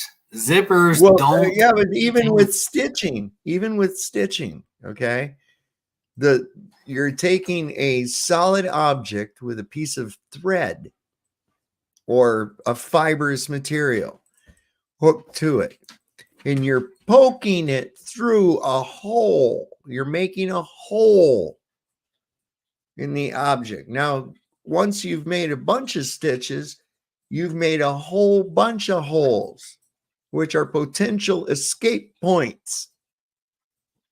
You've weakened the fabric, actually, when it comes to this.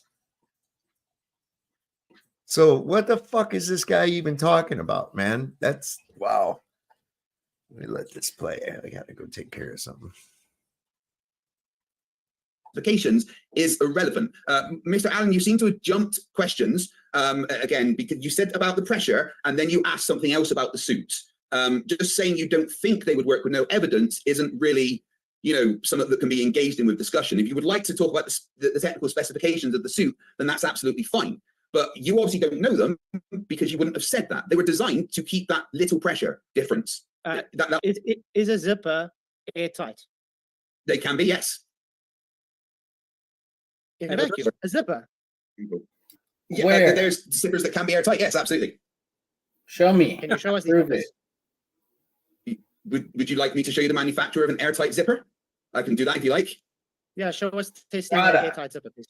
Oh no! So now you've changed it from showing me an airtight zipper to testing an airtight. I love how you just moved the goalpost there, fan. The reason I'm asking, can you show them? Because a lot of products make. Wait, I'm talking. A lot of products make claims.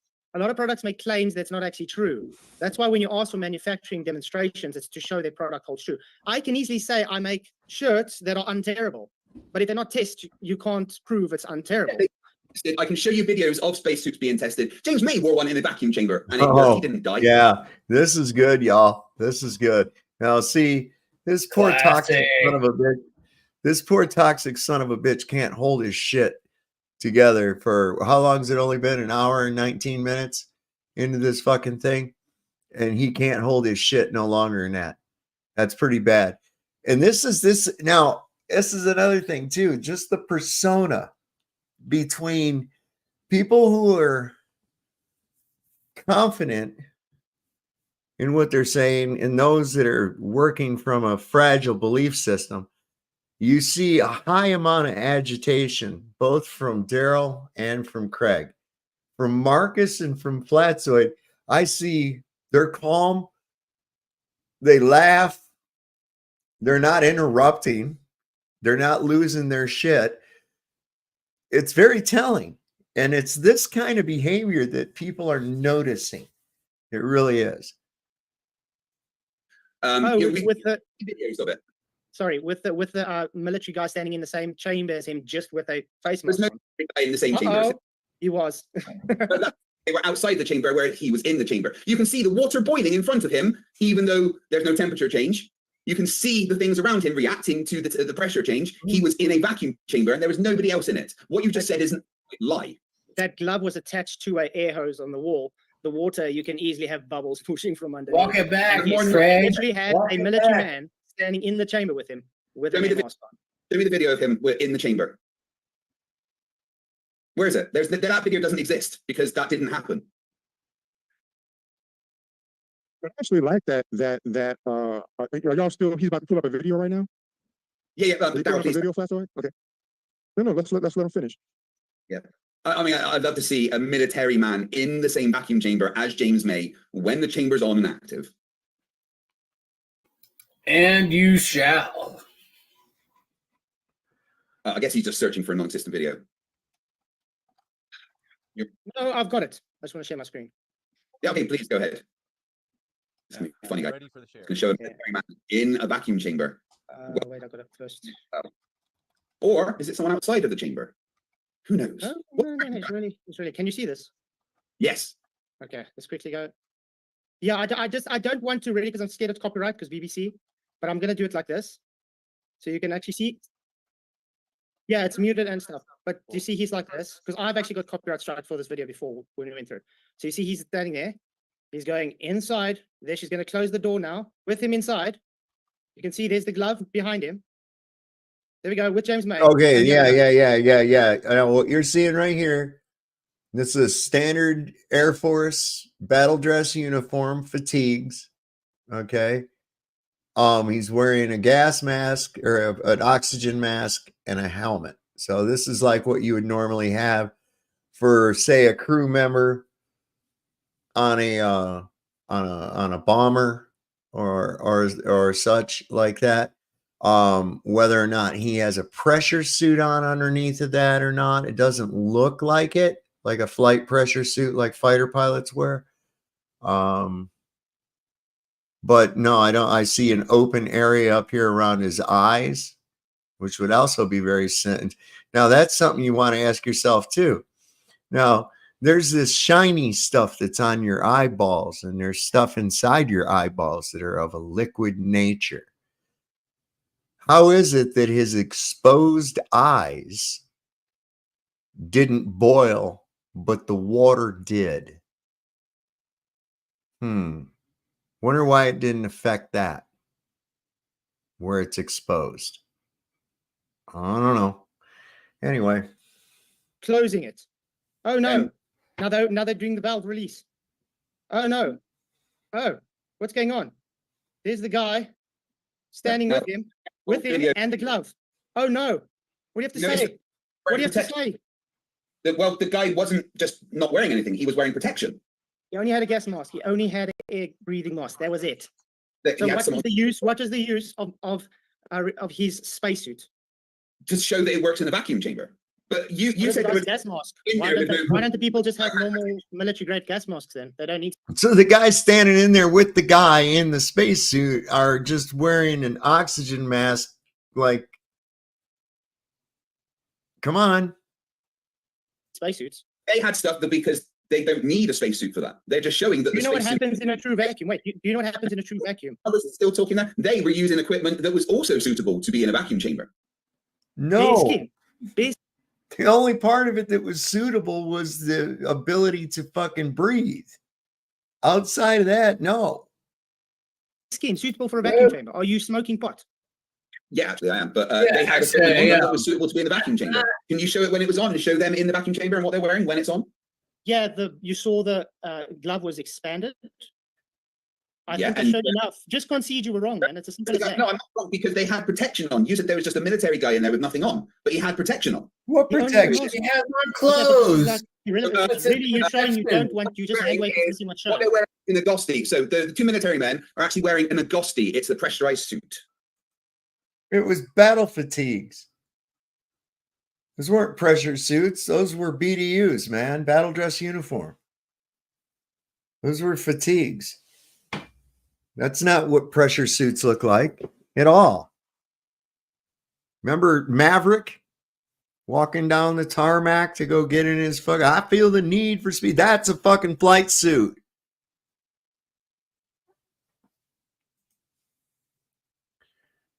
They got military attire on with a flight They're wearing- helmet, the air Yeah, they're wearing a pressurized suit called an Agosti. You can look it up. pressurized. There wasn't a pressurized suit. There was normal military attire.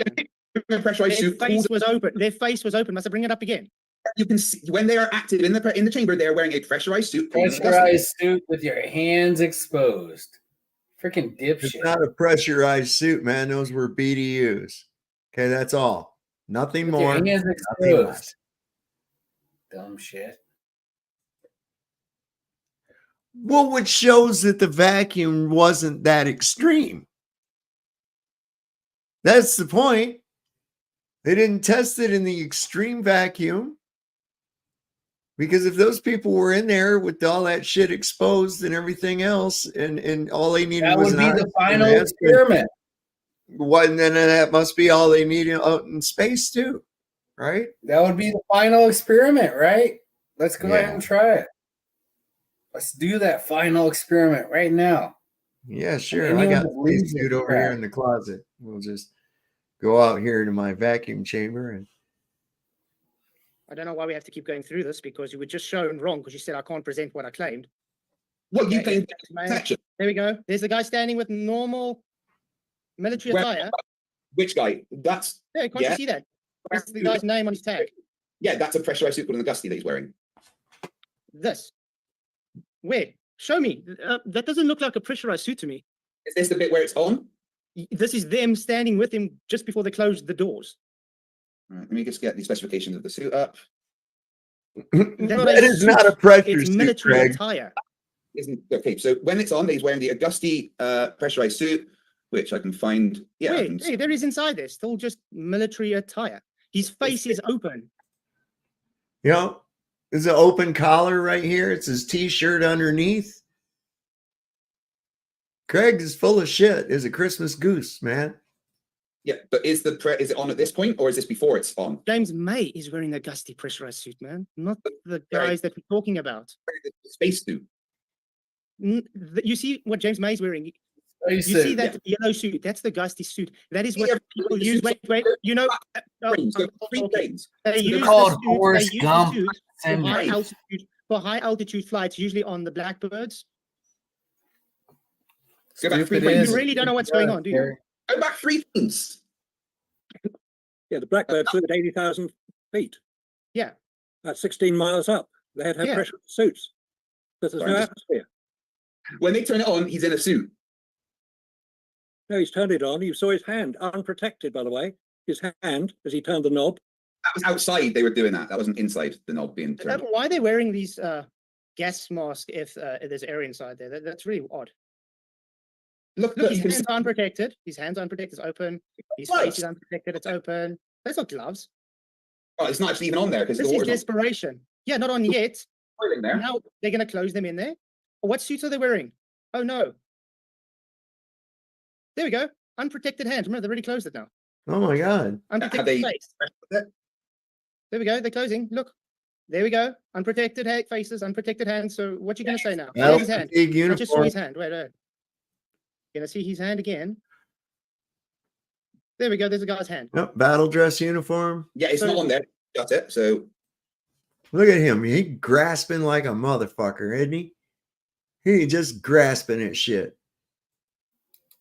There, Yeah. his hand. Daryl's got nothing, does he? Guy's face. Are we going to moan about something that's showing on? See, and that's why I won't fucking give that dishonest piece of shit a minute of my time. Really? That's why I won't give that Anyway. dishonest piece of shit. Tunes the same way. Yep. The same way. I won't give those pieces of shit a minute of my fucking time. You know? Yep. And I understand why Keith did this. Yeah, I know. He says you didn't show, and it's like, yeah, you did. Here you go. We'll show it again. I get that same fucking shit from people. And it's, you know what? All right, you've lost, bro. That's it. You fucking lost. And you know, that's plain to see that this guy is nothing but gaslighting and bullshit. He's intellectually dishonest. He makes shit up, tries to sound like he's some kind of factual know-it-all, and all he does is use fucking filler words. That's all he does. A bunch of rehearsed, regurgitated fucking nonsense with filler words. On screen and you're denying it, or we're going to get to the actual topic at hand. They haven't actually done. I'm sorry, I'm done with this. I've shown you wrong. Can we move on to the topic, please? It'd be wrong though. I like to ask Flatzer something in the hopes to be an example for others to stop this from even being presented anymore. But you have mentioned that the second law of thermodynamics means that they couldn't have gone to space because the air would escape into space. I would like to see your calculations that demonstrate the Okay, Phil, man. Phil. Brought it up. Idiot. You brought it up and you're about to fail. You're an idiot, Daryl. Okay, bro, answer the question. All right, let's go. Leave that for the flat globe debate, rather, because this isn't flat with globe. How much you had to drink tonight, Biscuits? More than one. Yeah, I can tell. I can tell. Hey, all right now. It's been a while. It's been a Well, while. it don't for matter. sure. I can always tell. I can always tell. I Yeah. can always tell.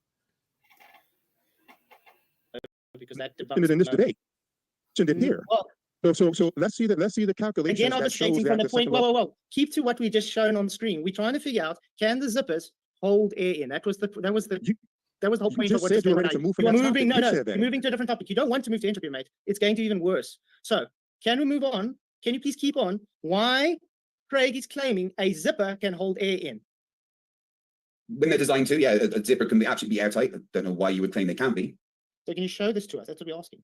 Yeah, you just showed a video of it actually. So that was good. No, that was showing against what you're claiming. The military personnel company James May in the vacuum chamber were wearing US Air Force A/P-22S-6 S1034 full pressure suits, commonly known as David. See, he thinks that makes it more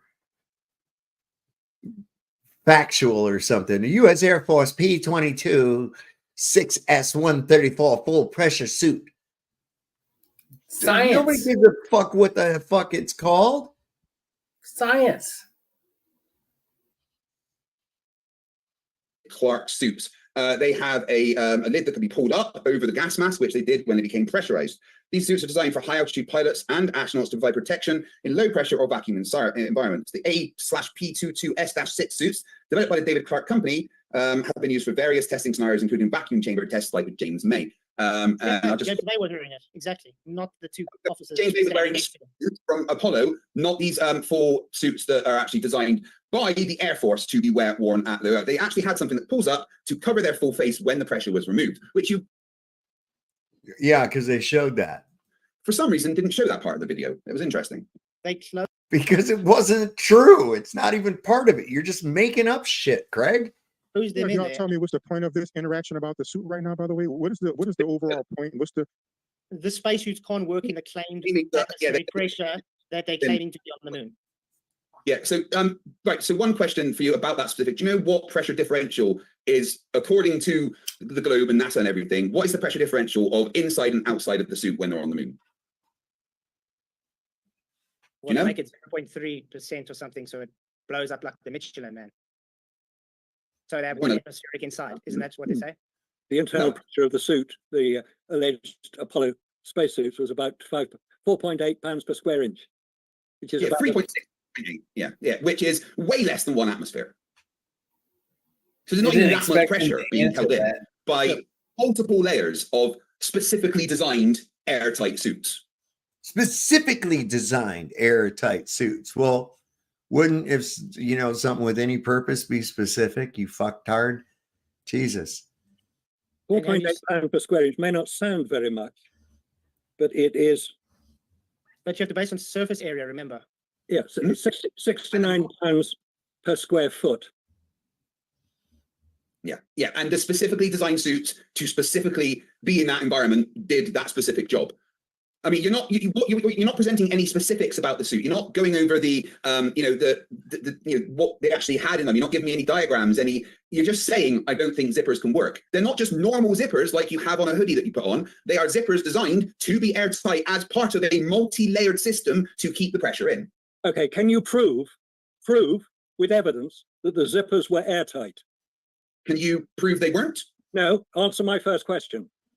There you go. Always with the reversal. That's all they ever have. Yes, they went to the moon with them. Yes, they went to the moon with them. Right. That's the whole begging the question. Right back to that. No wonder Bruce has such a time with this guy. No wonder fucking Mindshock has such a time with this guy. What a moron, bro. I'm for real. Allegedly. No, they did. So allegedly they worked. I showed proof. It's very easy to say, you're doing what you're accusing both of us of doing. No, I'm not. I showed proof. I've shown my proof that they went to the moon. You went, nah. You didn't show any proof they went to the moon. You showed a graph analyzing a fucking dune buggy rooster tail. And that was it. Yeah. Jesus, criminally, bro. It could have been a remote control. That is just circular reasoning and constant denialism. You didn't engage with the evidence of the fact that it reacts to an environment with no atmosphere and an environment with lower gravity. You ignored that completely and just started conspiracy nonsense about, did you see a person get into it? Was it a remote control car? Did their arms move as you would expect? Well, yes, they moved exactly as you would expect on the moon with that buggy. And it wasn't an environment with low gravity and literally no resistance to the particles coming out the back. Those rooster tails cannot happen on Earth. He's really hooked on his fucking rooster tail graphs, isn't he? This motherfucker. You can't even, this guy, he probably watched Land of the Lost and is wondering whatever happened to that dinosaur that was friends with that little girl. Wonder whatever happened to that dinosaur. He probably thought that shit was real. After all, he saw it on a video, right? You fucking retard. Simple as that. No, they don't. There's no evidence. Rooster tails happen all the time on Earth. Rooster tails do not happen.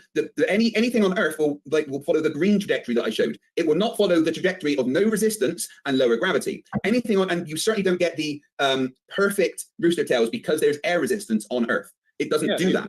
Remember I showed you earlier, if you change the density, it would have changed the rooster tail's trajectory. Yeah, and yes. yeah. So if you have the right density, are you able to get that effect? The answer is yes. No, not if there's an atmosphere. No.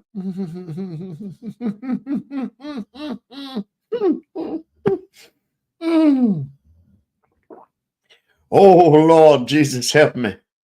How long must I go on? Who said that in an atmosphere? Like Marcus said, it could be a miniature done in a vacuum chamber in a studio. Well, it could be anything, but if you give evidence for that, I'll engage. It's probably a G.I. Joe on a remote controlled thing in a sound stage. That's most likely the case. I would say that is probably most assuredly the case. But I'm a grown-up. We're dealing with some childlike minds here, man. And this motherfucker, I think he learned Klingon or some shit too. I mean, can you imagine taking the time to learn a language that's fictitious?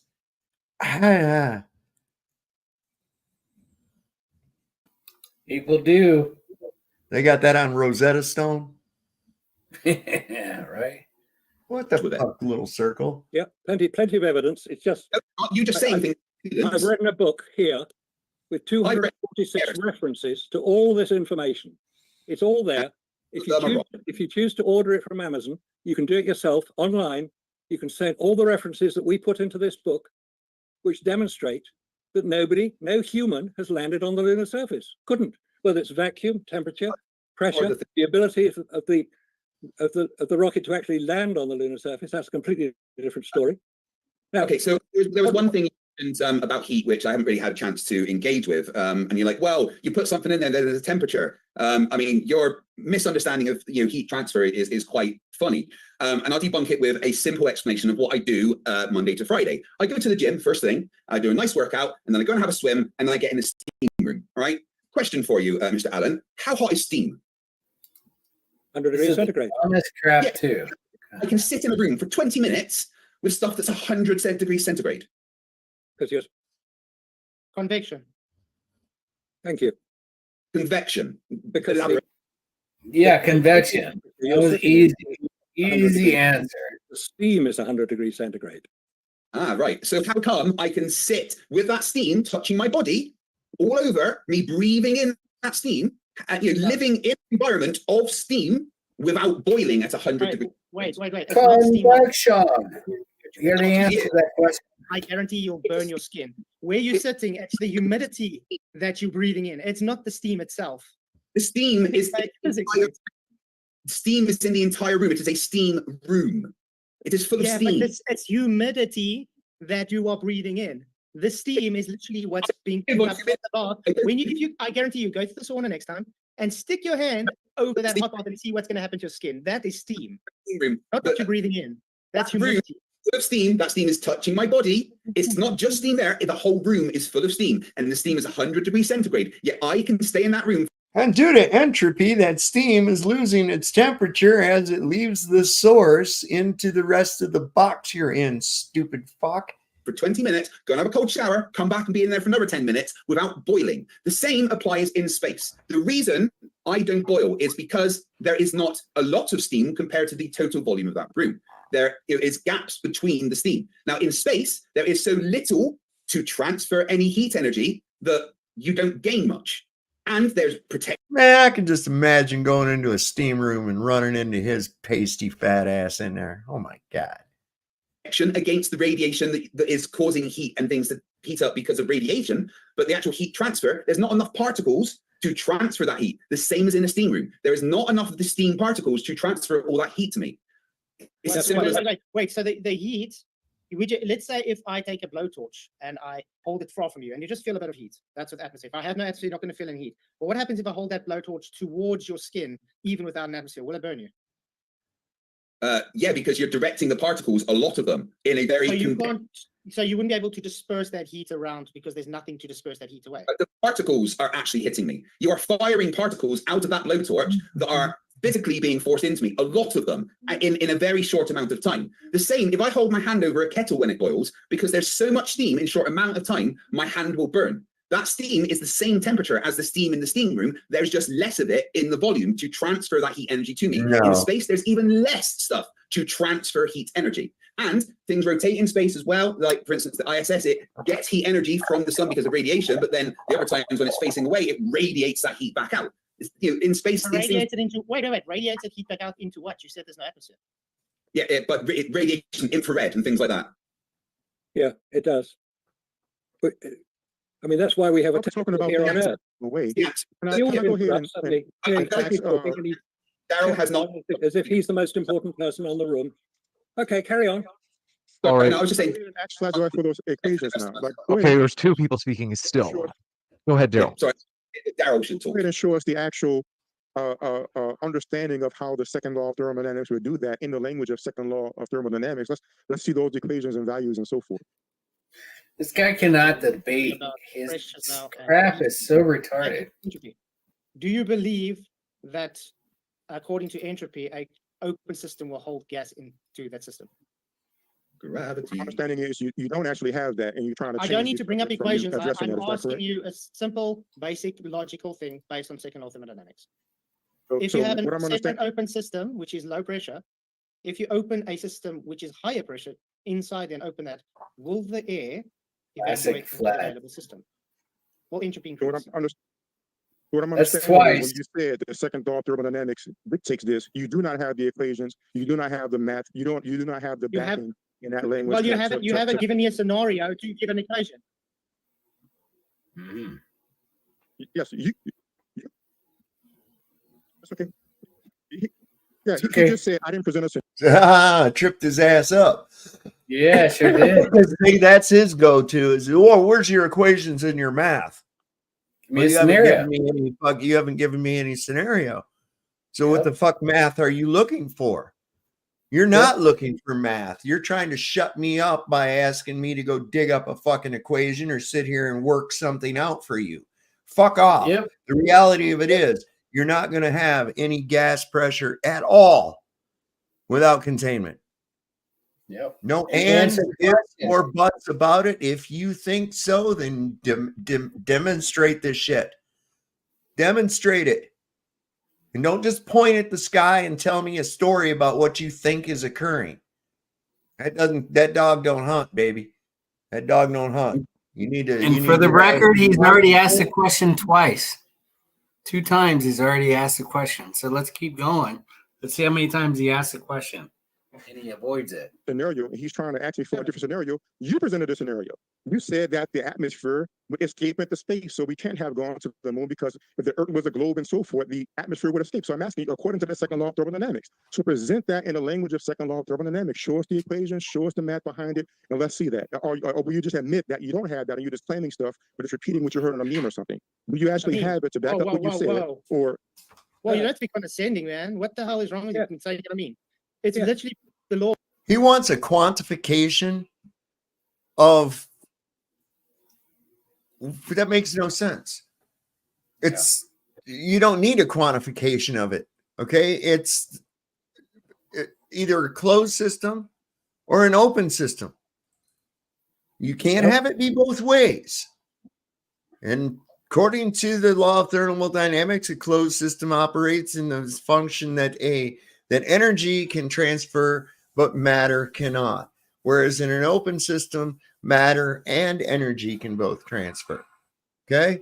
And how many That's all. pieces It of doesn't toilet matter paper how did I- fucking big. It doesn't matter how big or what the error of time is going to be or anything else like that. The fact still fucking remains. Yep. This is one of those assholes that wants to get tied up in the semantics of shit that don't matter. And he thinks How that many makes him pieces look of smart. toilet paper? How many pieces of toilet paper did I use when I had? Yeah, that was it. I mean, seriously, that's all it is. It's bullcrap.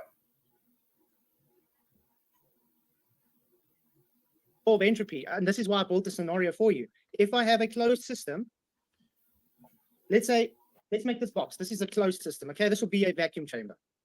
Okay. Now inside Free the time. vacuum chamber, I have another box, and it's got air inside that box. What happens when I open that box inside this vacuum chamber? but before we move on to something else, what I'm we're asking you a hearing simple is question.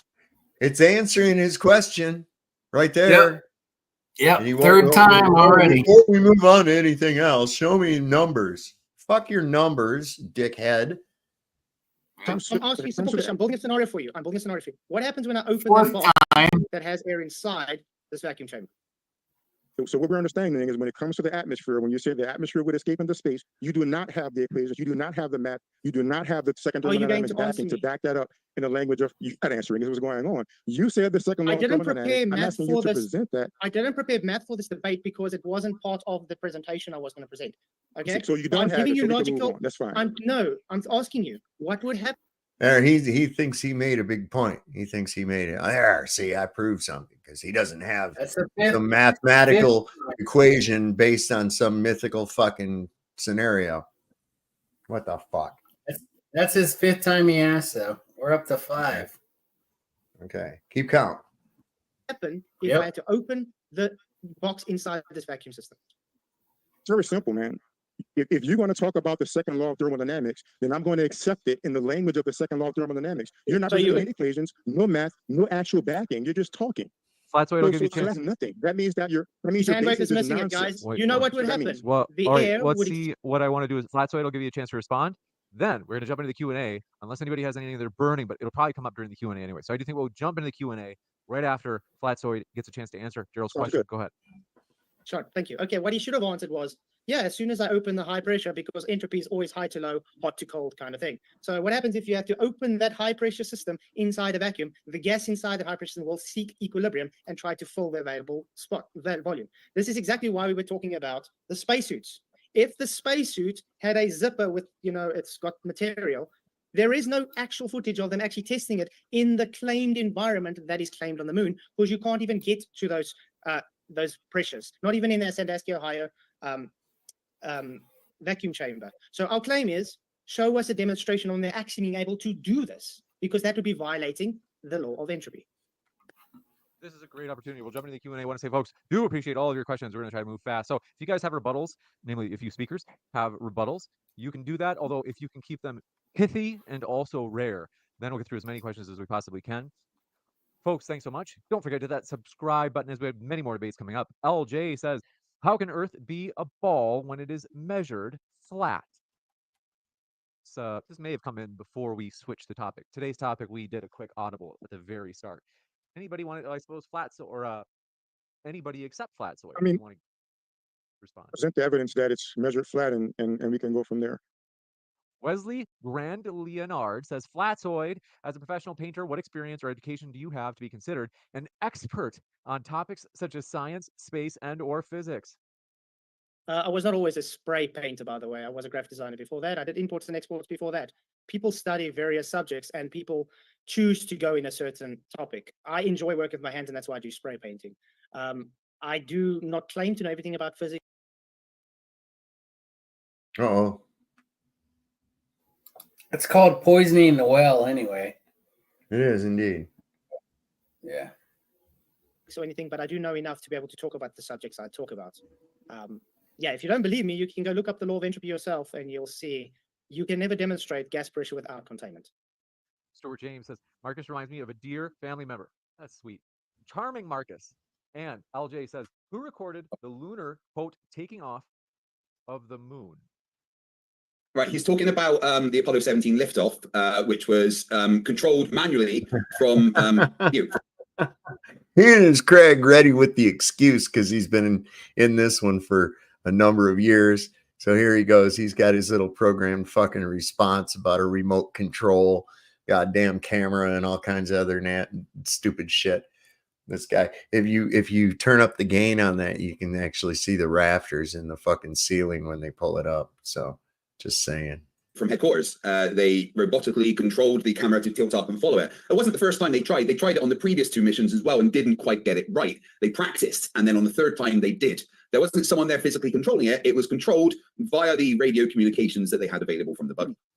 His name was Ed Fendel, and he worked at Houston. He was the guy who was operating the remote camera, we're told.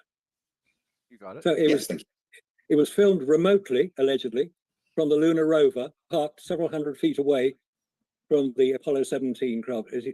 As you say, they tried it on 15, they tried it on 16, they didn't quite get it right. By 17, they got it right, and that's what we saw. But we didn't see any rocket. Didn't see any. Never mind, that's another story. I think it would have been more believable if they just said we left remote on the Earth, on the moon surface.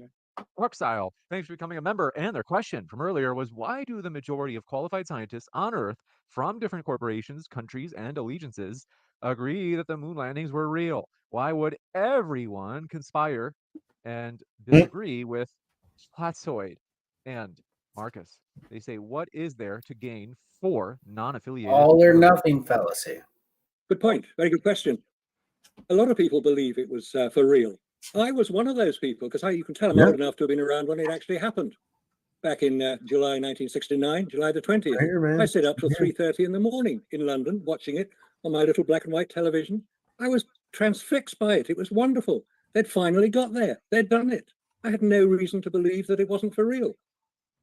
We'd seen a lot of publicity from all the major publications in America, Life magazine, National Geographic. They were featuring the astronauts. They were world famous people. How many of the modern day astronauts can you actually name? You know, if you're interested, you probably can. But these people were on the cover of Life magazine, Look magazine, National Geographic magazine. Their family life was being dissected because people were interested in what these heroes were going to be doing. Where did they come from? Who were they? So we believed it. I believed it. I have no reservation in saying so. It was only about 20 years later when things started to become a little bit more unemotional, because it was a very emotional time. Good night, Aurorian, and thank you so much for that that definition about entropy. Awesome. A lot of people probably didn't know that. It's very good. Thank you very much. I think we're probably going to cut it off here in a minute. It's been 3.5 hours. This is about good enough for me. These are just the Q&As. We can pick up the rest of it on the next show. We'll see. I just wanted to go ahead and I mean, this is just, it shows the dishonesty. I can't take Craig, that guy. He just is like he's like that spaz fucking nerd kid in school that you always wanted to kick his fucking teeth in.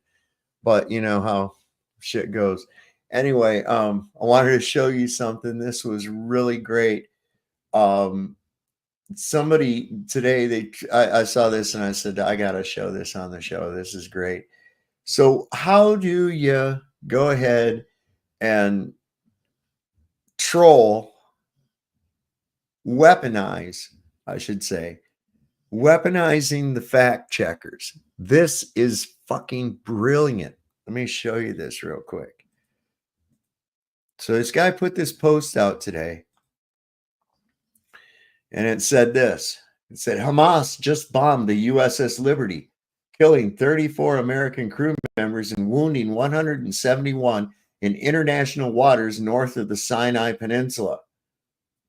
So this is their fact check. Readers added context they thought people might want to know. This is a sarcastic post which may be misinterpreted as fact. Hamas did not bomb the USS Liberty. The Israeli Air Force bombed the USS Liberty in 1967, killing 34 American crew members. Way to weaponize the fact checkers, baby. I thought that was fucking brilliant, man. That's brilliant. Good stuff. Good stuff. All right, Saab, man. Good seeing you tonight. All right, Butter Biscuits. Thanks for coming up. We'll see you next time. And let's see. I think that's all we've got here tonight. I want to thank everybody for showing up that showed up. Some of the people that weren't here, One Mind, One Spirit. I didn't see you earlier. Jonah Edwards, a few other people. Jehovah's daughter, Barbara's always here. Bless her heart. Chilling, bunch of other people too. Sorry if I didn't get to you. Yeah, I'll tell you what, man, this is some fucking crazy shit. And these guys are literally losing their fucking minds worse and worse all the time. I'm watching these guys spiral further and further into a psychosis that's comical but tragic at the same time, which I bet basically those are the symbols for theater too, comedy and tragedy. Anyway, personas. That's right. Hey, there's Jeebus Chris. Better late than never, huh? Yeah, you'll have to go back and rewind. Yeah, so that's the thing. And like I said, I don't even want to platform these idiots. They're toxic. They're so toxic. And at this point in time, it's gotten to the point, and this is where I'm seeing in a lot of places, man, these globe people are getting their fucking asses laughed at hard. And I guess they can't really understand where all that's coming from. And it's like they can't stop this awakening. They can't. No matter what they do. Everything they've thrown at it has failed. So I don't know, man. Just keep true. Think for yourself. Don't rely on what somebody tells you based on your perception of who told you or because it's an official thing or this, that, and the other. Listen, they put all this fucking bullshit there as part of the show for you. Okay? Yeah, so we'll get into that rest of that, those Q&As there. There ain't a whole lot left, but it's 3.5 hours. That's enough for me tonight. And we'll continue that. So without any further ado, I'd like to there was something that's like on the fucking tip of my brain that I wanted to tell everybody. Oh yeah. Don't forget to join us tomorrow night on Jeranism channel for Reefer Roulette, 7:20 Eastern, 4:20 Pacific. Probably late because it kind of runs on Jaren time. So you know how he is. So if you show up a little late, you'll probably end up being there right as the show starts. So we've got, I think the prize got carried over from last week. So there's a good cash pot in there, no pun intended, that somebody could possibly win. So all you can do is show up and participate. And who knows, you could walk out of there with $100 in your pocket. So all you got to do, right? We have 3 words that we put up. And when you hear one of us use one of those words, the first one to type in reefer, and the person that said it is the they get to be put on the wheel of winners. Okay, so we get 3 people that end up winning. Then they go on this wheel. Then that wheel gets spun. Whoever wins that ends up winning the money. Or it could hit the spot that says carry over to next week and the pot gets bigger. Also, if you don't like the topic, you can send in a super chat and we will change the topic to a topic of your choosing. So join us for some fun, roll yourself a fatty, and win yourself some money and have a good time. So like we always like to say on here, don't forget, Lord loves the working man. Don't trust Whitey. And just stay the fuck away from your doctor. Just don't go there. They're bad. Good night.